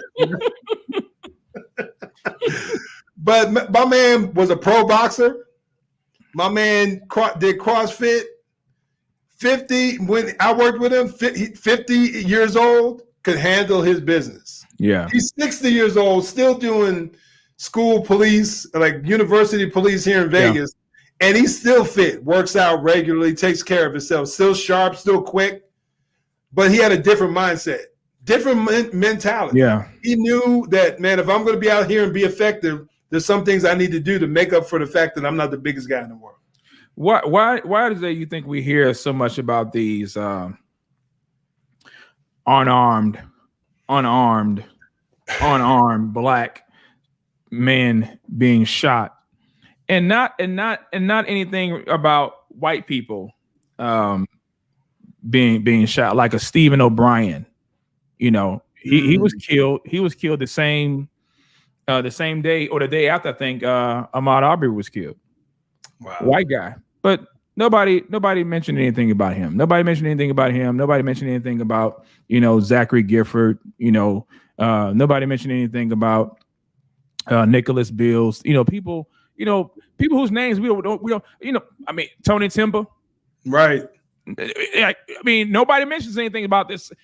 The same way George Floyd died, Tony Timber died. Absolutely. Can I go further? Now here's where, let me, is this thing on? Okay. He died, I would say, far worse and zero compassion. Right. I'm talking about these people were laughing, telling jokes, mocking him, telling jokes. The man was pleading for his life, just like George Floyd was. But let's reverse it. Let's invert it for a second. Let's invert it. If that had happened to George Floyd, the same way that Tony Timber had died and was killed, there's no way you're going to tell me that would have been the same. It would not have been. It wouldn't have been, because white people get killed. Last time I checked now, Eric, we're made in the image and likeness of God. All men are. This is why Genesis 9:6 is clear. Capital punishment is what God instituted. He says, you take the life of you shed man's blood, by man shall your blood be shed. And why, God said? Because they were made in the image of God. Amen. I don't see the outrage. I don't see the angst. I don't see the anger being made over people who get killed by police. And in fact, white people are of a higher rate of being killed by cops than black folk. But why is that not being told, though, Eric? Why is that true narrative not being told when the statistics show that clearly? All you gotta do is pull up FBI crime statistics. All you gotta do is pull it up. It's right there. Right. Nobody's making it up. And when it's all said and done, it's political, it's power, it's control, manipulation. When people know that the unfortunate, ugly history of racism in our country, and it is such an easy button to press to get people going. It's so easy. You just that's why and I hate. Well, you know what? I don't hate to make this political. It is. There's a lot more. We know deeper. There's a definite spiritual root to it. Definitely. But in the natural realm, we know that there are people out there who are seeking political gain and political power. Facts. And nowadays, everything is anti-racism. That's the craze now. Yep. And so they put white supremacy on everything, like it's peanut butter on a couple of slices of bread. Yep. But it works. They do it because it works. Yeah. And it works most effectively. It's working now more so on white folks, but it works most effectively on firing up the base of black folks out there. Yeah. To get us to get moving. Like I said, Chicago, that city's been tore up for decades now. Been a mess. And I know rallies. I know the people out there, community leaders who are seeking to quell the violence. I know it goes on out there. Right. But do they get a national platform? When was the last time you saw a pro athlete or a celebrity or a major mainstream news station do something other than Fox News? Yeah. Do something talking about the crime rate in Chicago, Baltimore, Atlanta, Houston, LA, all across the country. When was the last time you saw an athlete put one of these young kids on the back of their shirt who got gunned down from black violence? Right. So what they do is they manipulate us and they tell us what to be upset about. Yep. They tell us what labels we're to use. It used to be we would call ourselves colored. Then it was Negro. Then it was Afro-American. Yep. Then it became African-American. Yep. And now it's going back to being black. Black, yep. It's like they tell us, these people in charge tell us how we're to act and what we're to be offended about. Yeah. That's what we're dealing with. It's all manipulation. And too many of us are just too ignorant to that. You know, and I don't mean that in an insulting fashion. That's just it's a fact. They don't know. Yeah, and it's a fact. And if you are insulted, then you need to do something about it. I mean, because I put it this way. We were talking about how it's political. It's definitely political because, I mean, look at what they're doing in our country right now. They're bringing illegal aliens over here because they know black folk and white folk basically, look, we can only play this game for them for so long. We need to get more illegals in here so we can win another election. Because when Donald Trump received how much percent of the black vote? Oh man, it was like 18%? 18, almost 20%. I think of the black. Yeah. As much as exactly, almost 20%. As much as they tried to drill in our head how much of a racist this man was, and yet he received more the black vote than any Republican has in modern history. Yep. And he won the election. He won that election, but exactly. We know that. We know what happened. We know what happened. So they're trying to cover the bases and make sure that when they circle the wagons around this time again, that they, so that's a whole new crop of people. Oh man, that support them. Yeah. So you got in Georgia where they're trying to pass, or they already passed the law, the new voting law. Now they try to call that Jim Crowism. I mean, come on, bro. I mean, and listen, you have people like Lecrae and professing quote unquote Christians that are behind this stuff saying that it's racist. No, see, when you are a thief and people are putting in mechanisms to stop you from being one, then you don't like that. But what are we supposed to do? Just continue to let you just sit back, rob people of their vote, and then you gaslight, and then you remove people's freedom to speak and to speak their mind because you don't want the truth to get out. So you don't want the truth to get out about vouchers, right? Ladies and gentlemen, if you are a Democrat, no, let me run that back. Let me backtrack for a second. If you are a Christian and you are a Democrat, here I go, Eric. You can probably lose some subscribers, followers. So somebody to say the opinions expressed by me are made by me and not necessarily made by those of Eric Muldrow. Hey, speak on it, brother. Speak on it. Or Code Red Conversation. So if folks know me, these folks know me. If you are a Christian and you claim to be Democrat, check your caller ID and see if God really called you.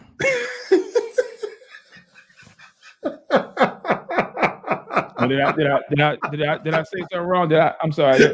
I'm gonna say it again. I'm gonna say it again. If you are a Democrat and you claim to be Christian, you're not. Why am I saying that? No problem. I'll tell you why. I have documentation regarding the beliefs, policies, platform. Speak on it. Of the Democrat Party in comparison or in contrast to the Republican Party. But so before I just touch on that for just a second, okay, let me just say this as well, because before y'all start hitting y'all organ and putting me in my key, I have a statement to say for those of you who are Republican. Republican don't make you righteous either. Amen. Conservative does not mean that you are Christian either. I'm just addressing the beliefs, the policies, the platform by which these two polar opposite views rest on. Now, ladies and gentlemen, you cannot be a Christian and believe that a man can be a woman and a woman can be a man. You cannot believe that we can reassign our gender. You cannot believe that the institution of marriage can be whatever you want it to be, right, outside of what this book has already said it is to be. Okay? You cannot believe in the annihilation, the destruction of innocent human beings made in the Imago Dei. Amen. And claim to be a Christian. You cannot. You cannot. There's no way you're going to convince me that you are a Christian and you support everything that God abhors. Hates. Right. You can't. Okay. So get mad all you want, but you need to get biblical. Okay. Then you won't be mad.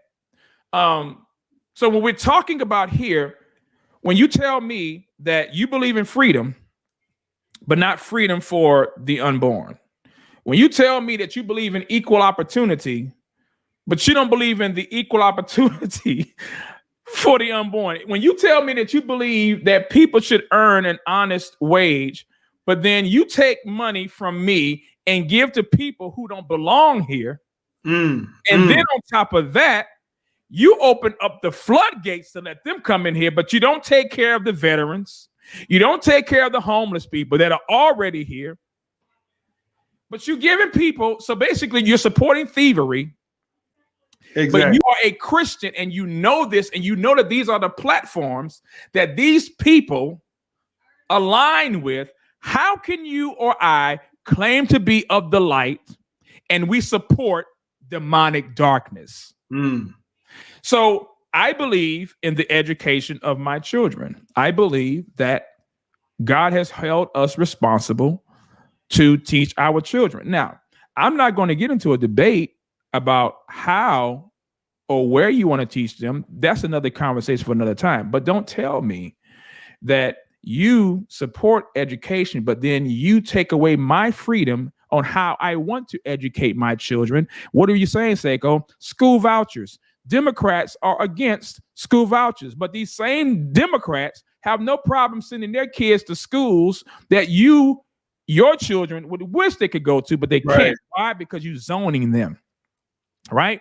So who's the real slave master? Who's the real slave master? So 13th, 14th, 15th Amendments have all been fought against by Democrats. We have white people who supported black people during the civil rights era. You had white people who had nothing to do in this generation, Eric, with slavery. But we got Christians, professing Christians, Eric, telling you and I that we are owed reparations. Now we got a problem, Houston. Now we have a problem because last time I heard Anthony Johnson said, some of y'all know who Anthony Johnson's sake. I'm glad you asked. He was a slave holder. And guess what color he was? One white.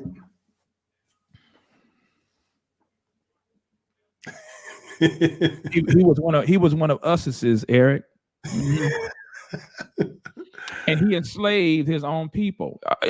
Do your own research, do your own history. Why are we talking about this? We're talking about a narrative that every time people are being misled, it seems like black folk are the ones that's being led to the slaughter ideologically, physically, spiritually. The Bible says my people perish for lack of knowledge.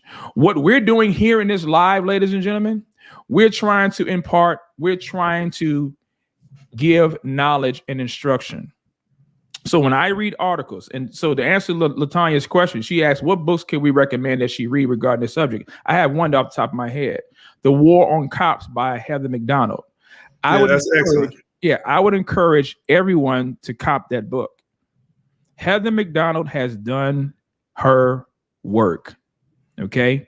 Thomas Sowell. You can read, listen, you can read any book about Thomas Sowell. You can read any book by Walter Williams, Shelby Steele, Jason Riley.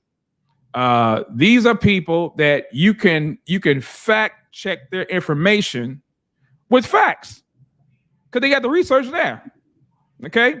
Let me recommend one book also. Yeah, please tell them. I know what you were going to say. Please tell them. Please tell them. No. This is a different book. This is a book that I've been reading and that I've been gleaning so much from, man. It's called Lethal Force and the Objectively Reasonable Officer. I am telling y'all, you will, if you really want to get into the thickness, the deepness of a police encounter and the science behind reaction time, and how your emotions impact response to danger, threat perception, and you want to understand all the various laws, Graham versus Connor, which are Graham versus Connor, Tennessee versus Garner, which are the basis by which officers use force, and digs even deeper.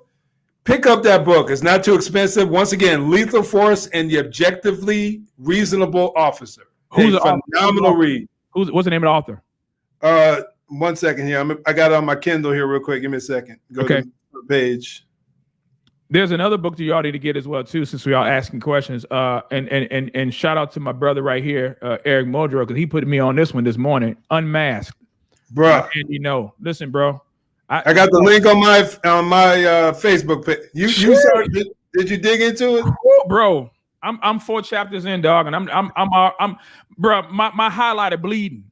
I need a paintbrush, bro. I need a paintbrush. I don't need no highlight. I need a paintbrush. Just paint the whole page, bro. Man, I'm telling you, people don't know. These people out here, when we're talking about, when it's all said and done, man, we're talking about ideology. Everything we're talking about ideology and worldview. Yeah. If you want to know who these people are, who's churning the wheels, who's grinding the gears behind the scenes, go to my Facebook page. Yep. Go to the link. I got the link on my page. Find that book Unmasked by Andy No. He's one of the few underground or independent reporters. Bro. That's a journalist. That's a journalist right there. And listen, he's a journalist. Don Sweet Juice Lemon ain't no journalist. That's not no journalist, dog. I'm sorry. I'm so sick of these people, dog. I'm so sick of them. Those are not journalists on CNN. Okay, those people are clowns. They are ops. That's what they are. They're not presenting any facts, bro. Did you see that recent breakdown from Project Veritas, the 3-part series they did this week? I've seen part 2 so far, bro. I mean, and then they blocked him. They canceled his account on Twitter. This is what gets me right here. I'm glad you brought that up, man, because I was going to bring it up earlier, but it slipped my mind. If the mere fact that you or I, if we say something that yeah, sweet. that was pretty good right there. If you or I go against the grain, the liberal grain, the progressive ideology too loudly, what happens to us? Man.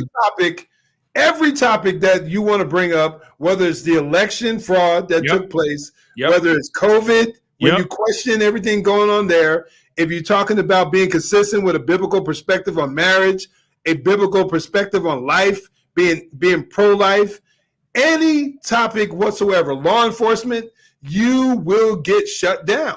It's just the reality of it. You don't see them doing that to any other worldview, any other ideology, but a more biblical one or a more conservative one. We're the ones that get stifled consistently, but yet people want to be blind. They want to cover their eyes to that reality. And this is why we have to get involved. We got to get involved. We have to get involved in the areas of influence that God has called us to be in. And this is why we're doing what we're doing. This is why, you tell people to go to your channel and support your channel. For me personally, it's time out for the petty personality issues and quirks that we have in the body of Christ. Because we have break that down, brother. Break that down. You know what I'm saying? We have different lanes to run, right? Right. My personality may not be the same as Eric's and vice versa. My personality may not be the same as Scott's, or may not be the same as Dee's or be the same as Trina's or whoever else, right?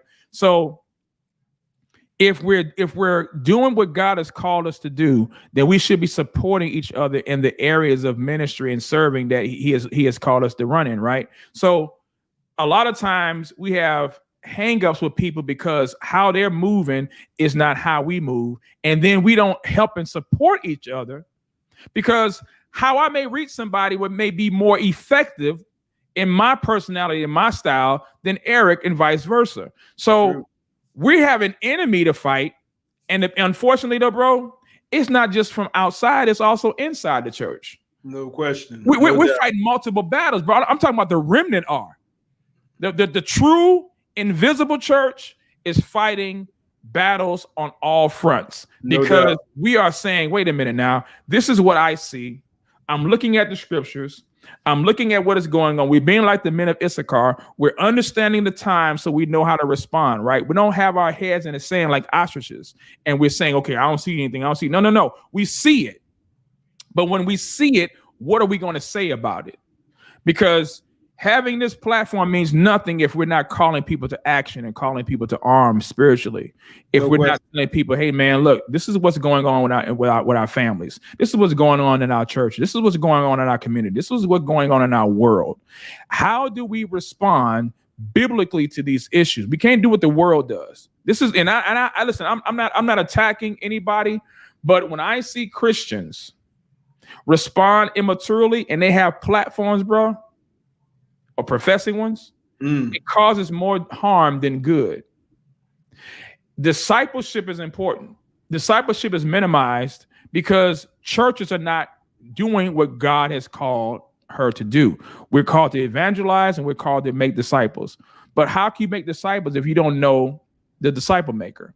Right. About Jesus, right? How can you make disciples if you're not, like you said, embracing a biblical worldview? So when you have this mentality, man, like you said, all these ideologies, all these worldviews, and none of them are biblical, then of course you're going to have a battle.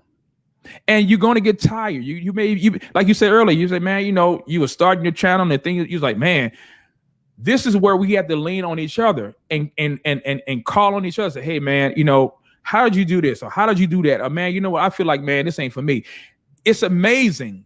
True. It's amazing when I feel like calling it quits, bro, and say, you know what? I mean, God always brings somebody in my life, either through email or, and I'm being real honest. This is real talk, y'all.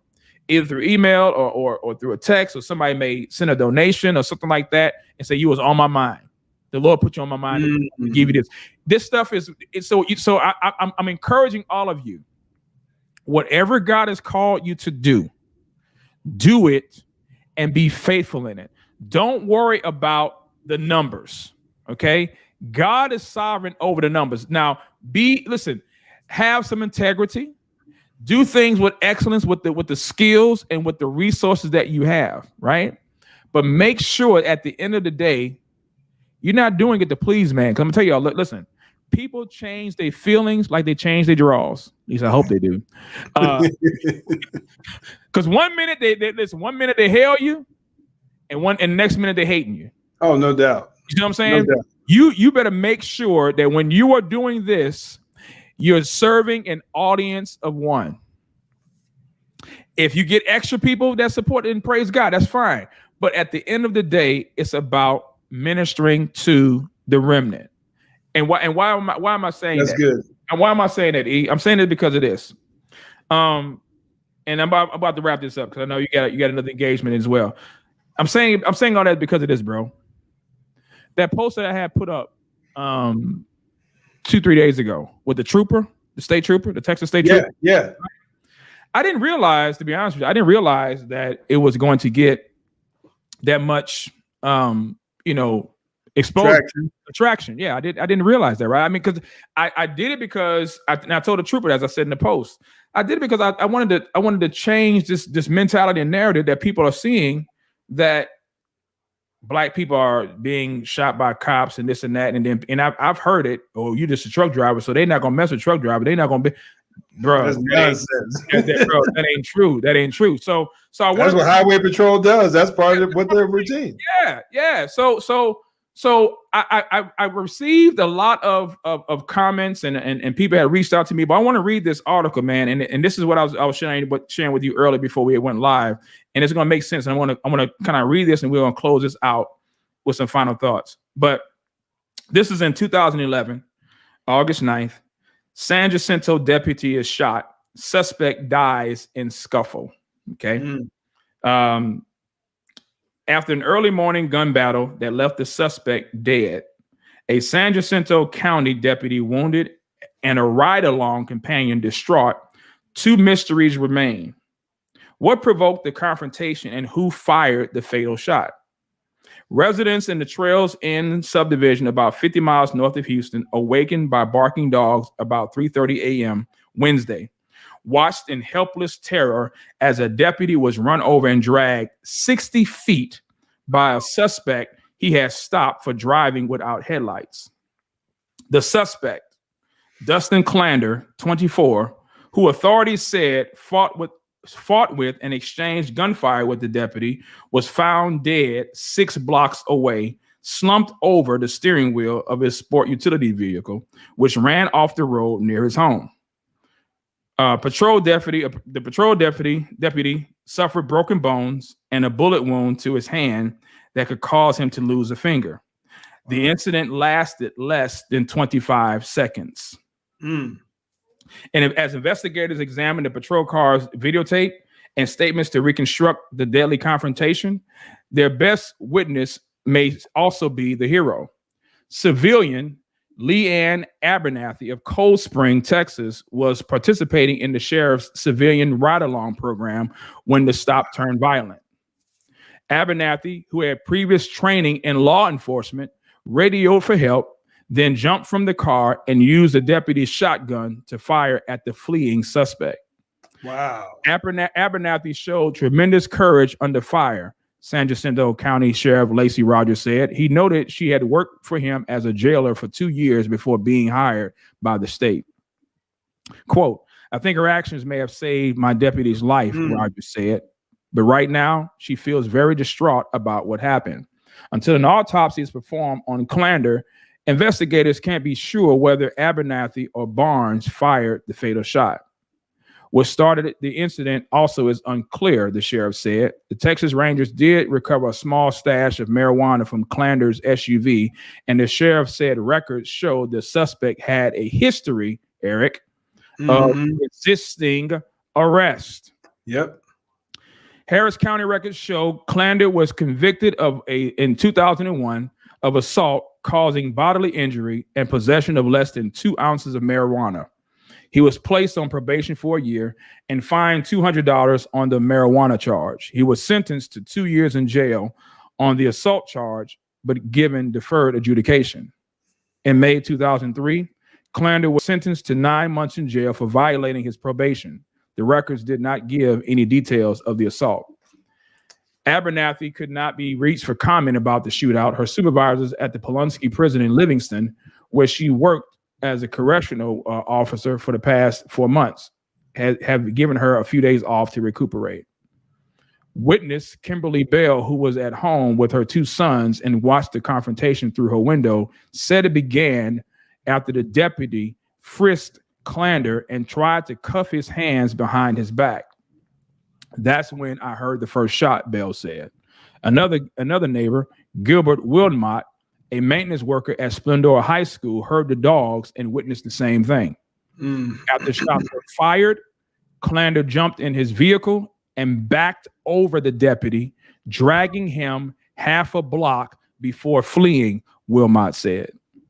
Rogers said he feels sorry for the Clander's family.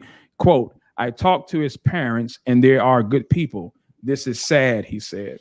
Now, why did I read this story? Well, I read this story because, again, like we were talking about, the role that law enforcement officers play and the things that they have to go through on the daily basis. They don't know what they may face when they leave their home, and you can attest to that, like you already said, Eric. This thing that struck me was reading that and not even realizing that what I was reading, the commentary and the people, bro, that it spoke to their heart about, reached out to me. One brother reached out to me in the on my Facebook page and basically stated that he knew the trooper that I had engaged at the traffic stop right. that day, right? And said that this man is a blessed man of God. God had used him mightily, and how God even spared his life in incidents, in his career. Wow. Needless to say, ladies and gentlemen, that deputy was this man right here.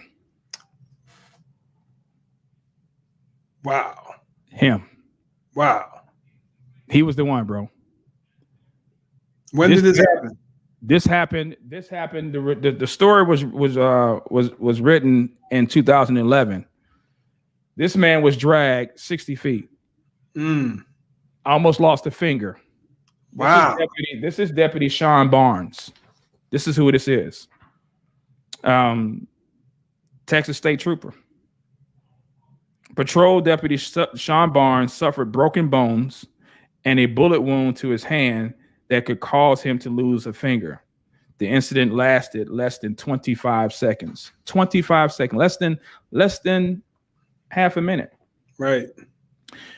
This is the individual who Deputy Barnes shot, or either he shot him or the ride-along did. But nonetheless, look what color he is. I'm saying this because sin has no color. Preach. Wickedness has no color. Evil has no color. Right. And this man is still serving. This, I did not know that this was the man that God allowed me to write a post about. And a fellow state trooper reached out to me yesterday and thanked me personally because of the article, you know, or the post that I wrote. And I had just responded back to him and just told him, I said, you know, I appreciate everything that y'all do. And I didn't know the reason why the Lord allowed me to, you know, press it upon my heart to put that post out there. But now I see. And now I see. Mm-hmm. Because and I agree with Eric. You know, the negativity that I got, yeah, you're gonna have fools. I mean, fools don't delight in understanding, but only revealing your own mind, the Bible says. No doubt. Too. So, you know, you're gonna have that. But overall, the blessing of the fact that these people said, you know, we don't get a lot of kudos. That's what one trooper said. We don't get a lot of kudos, but the ones we get, we appreciate it. He had just reached out to me and told me, man, you know, thank you. And so we need to pray for these people. We need to pray for law enforcement officers of every kind, of every every institution, because they are doing a work that none of us want to do. And it's a special calling. That's a special calling. It takes a special person to be a law enforcement officer. And they deserve our respect. They deserve our prayers. It does not mean that they are not responsible. When they mess up, they need to be dealt with accordingly based on the processes of the law and go through due process of law as well too. No doubt. Just as we want to. So, Eric, I wanted to leave you some. I want you to leave your thoughts, man. Any final things, man, and let people know how they can reach out to you as well. Any closing thoughts, statements, man. Let people know a little bit, you know, where they can contact you. All of that before I let you run up out of here, bro. Yeah, man, no doubt. I appreciate it again. Yeah, you can get a hold of me primarily on my YouTube channel. Well, YouTube is where I do the majority of my information. Man, this week has been a crazy week, man. Content, videos. Yeah, that's where I do the majority of my work. So hit me up at Code Red Conversations on YouTube. I'm also under Code Red Conversations on Instagram, on Facebook, or just Eric Muldrow. Probably come up as Eric L. Muldrow on Facebook. I interact there a lot, so you can hit me up with a friend request. I take a while to get back to you. I definitely check them. I don't just check anybody. I don't just let anybody. That's right. You know, into my circle. Or you can follow my page, my main Facebook page. You can offer a follow. But I'm a little slow at doing friend requests. I had a few people ask me about that book. I want to put that book up, the cover of this book. Hopefully, it's not backwards here. No, that's good. Yeah. Force that's and good. The Objectively Reasonable Officer, and it's written by John Michael Callahan. I'm telling y'all, this is a world of information. It talks about qualified immunity. Everybody's talking about that. It talks about so many different topics, and it goes into case law, so many different things. I want to say this real quick, man. Go ahead, man. Hey, real quick, for those of you that want to continue hearing from me today, I'll be appearing on the All the Things podcast from the people that have the Center for Biblical Unity. They have a podcast that's starting at 6:00 Pacific time. 6:00 Pacific time. I'll be on there here, so I'll be on there shortly. I'm glad Seiko likes to talk because I didn't have to burn my voice out. But we all knew that wasn't going to be a problem. Right there. We all knew that. Yeah. But I'll be heading over there at 6:00 Pacific time. And we'll be discussing some of these current issues that are going on, in particularly the Daunte Wright. I'm sure we'll hit up Adam Toledo and all these other situations and calls, and we'll be going over those in a little more detail.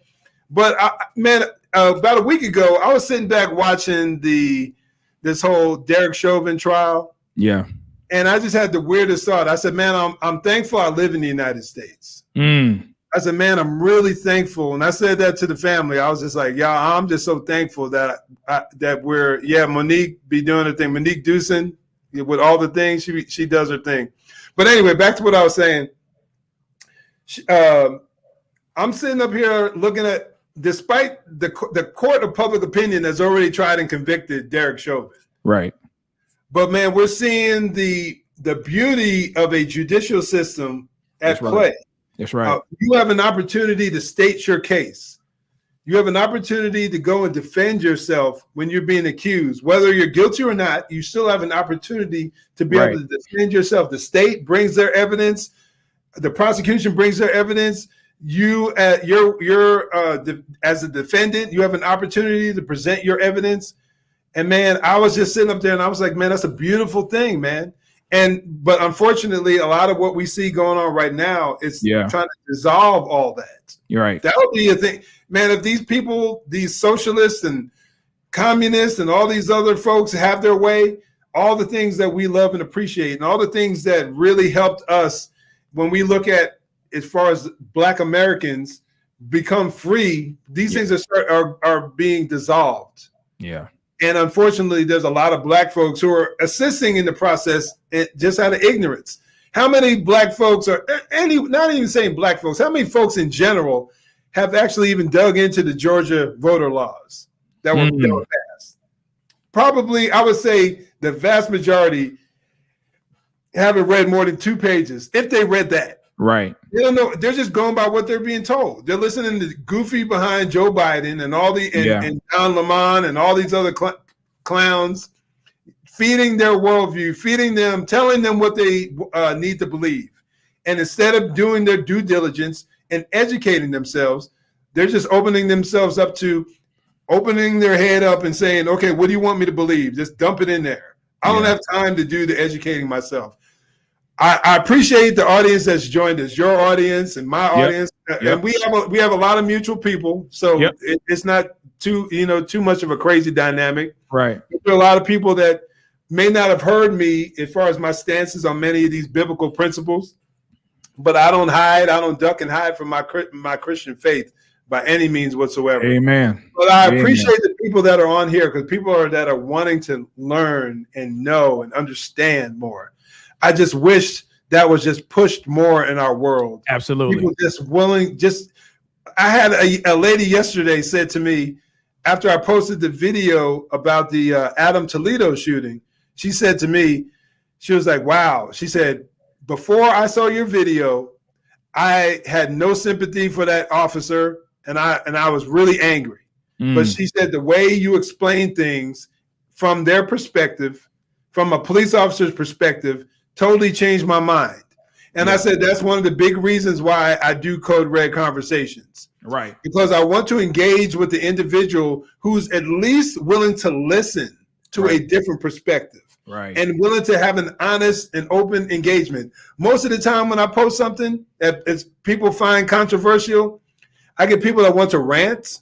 Right. Anybody that saw my post where it's got my picture and I got that comment, this one Laverne, whatever her name was. Yeah. Old girl just was wanting, and no punctuation at all. So she was about 3 paragraphs all together, not a period, not a comma, no nothing. She made a diarrhea post, huh? What's that? You made a diarrhea post. Right. And I'm just like, are you, and when I closed it off by this, I said, are you wanting to have a conversation, or you just want to rant? You just let me know. That's it. Because if you want to have a discussion about the areas of concern that you have with policing, and if you have areas of concern, that's okay. I don't hate you because you have areas of concern, or you have a bunch. Stop. She meant to say stop.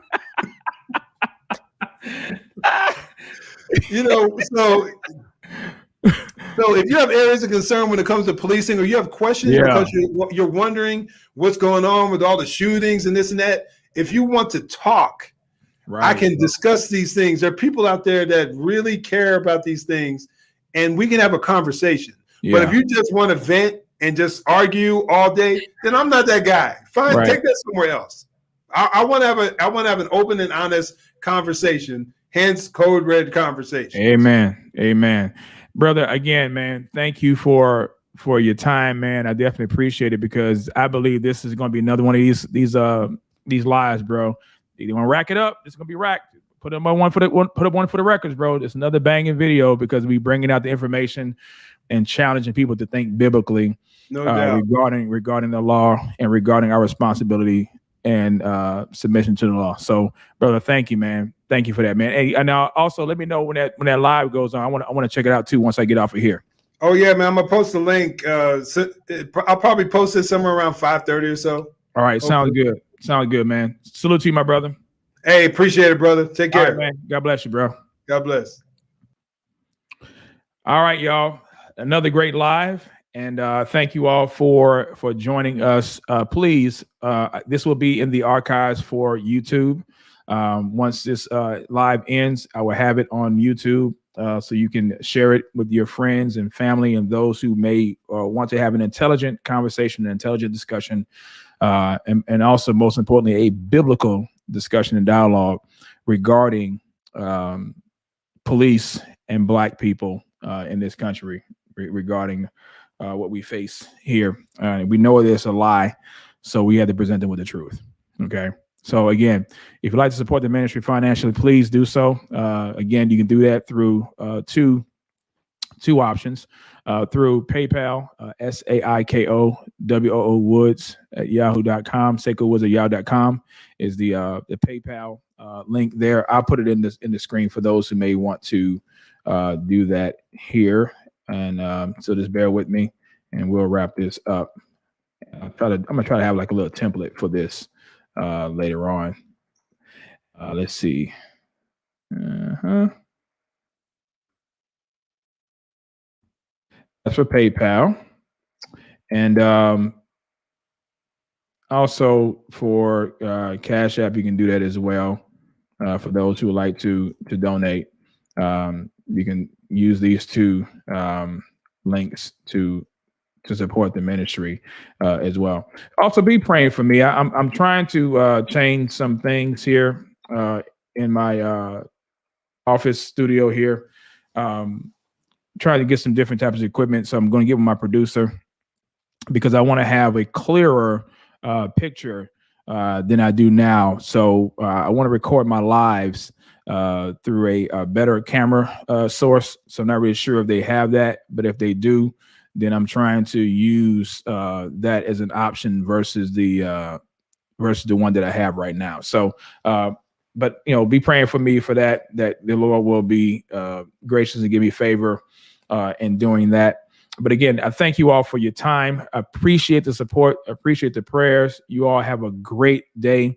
Most important, have a great Lord's Day on tomorrow. And y'all know the drill. Whatever you do, do all to the glory and honor of God. God bless.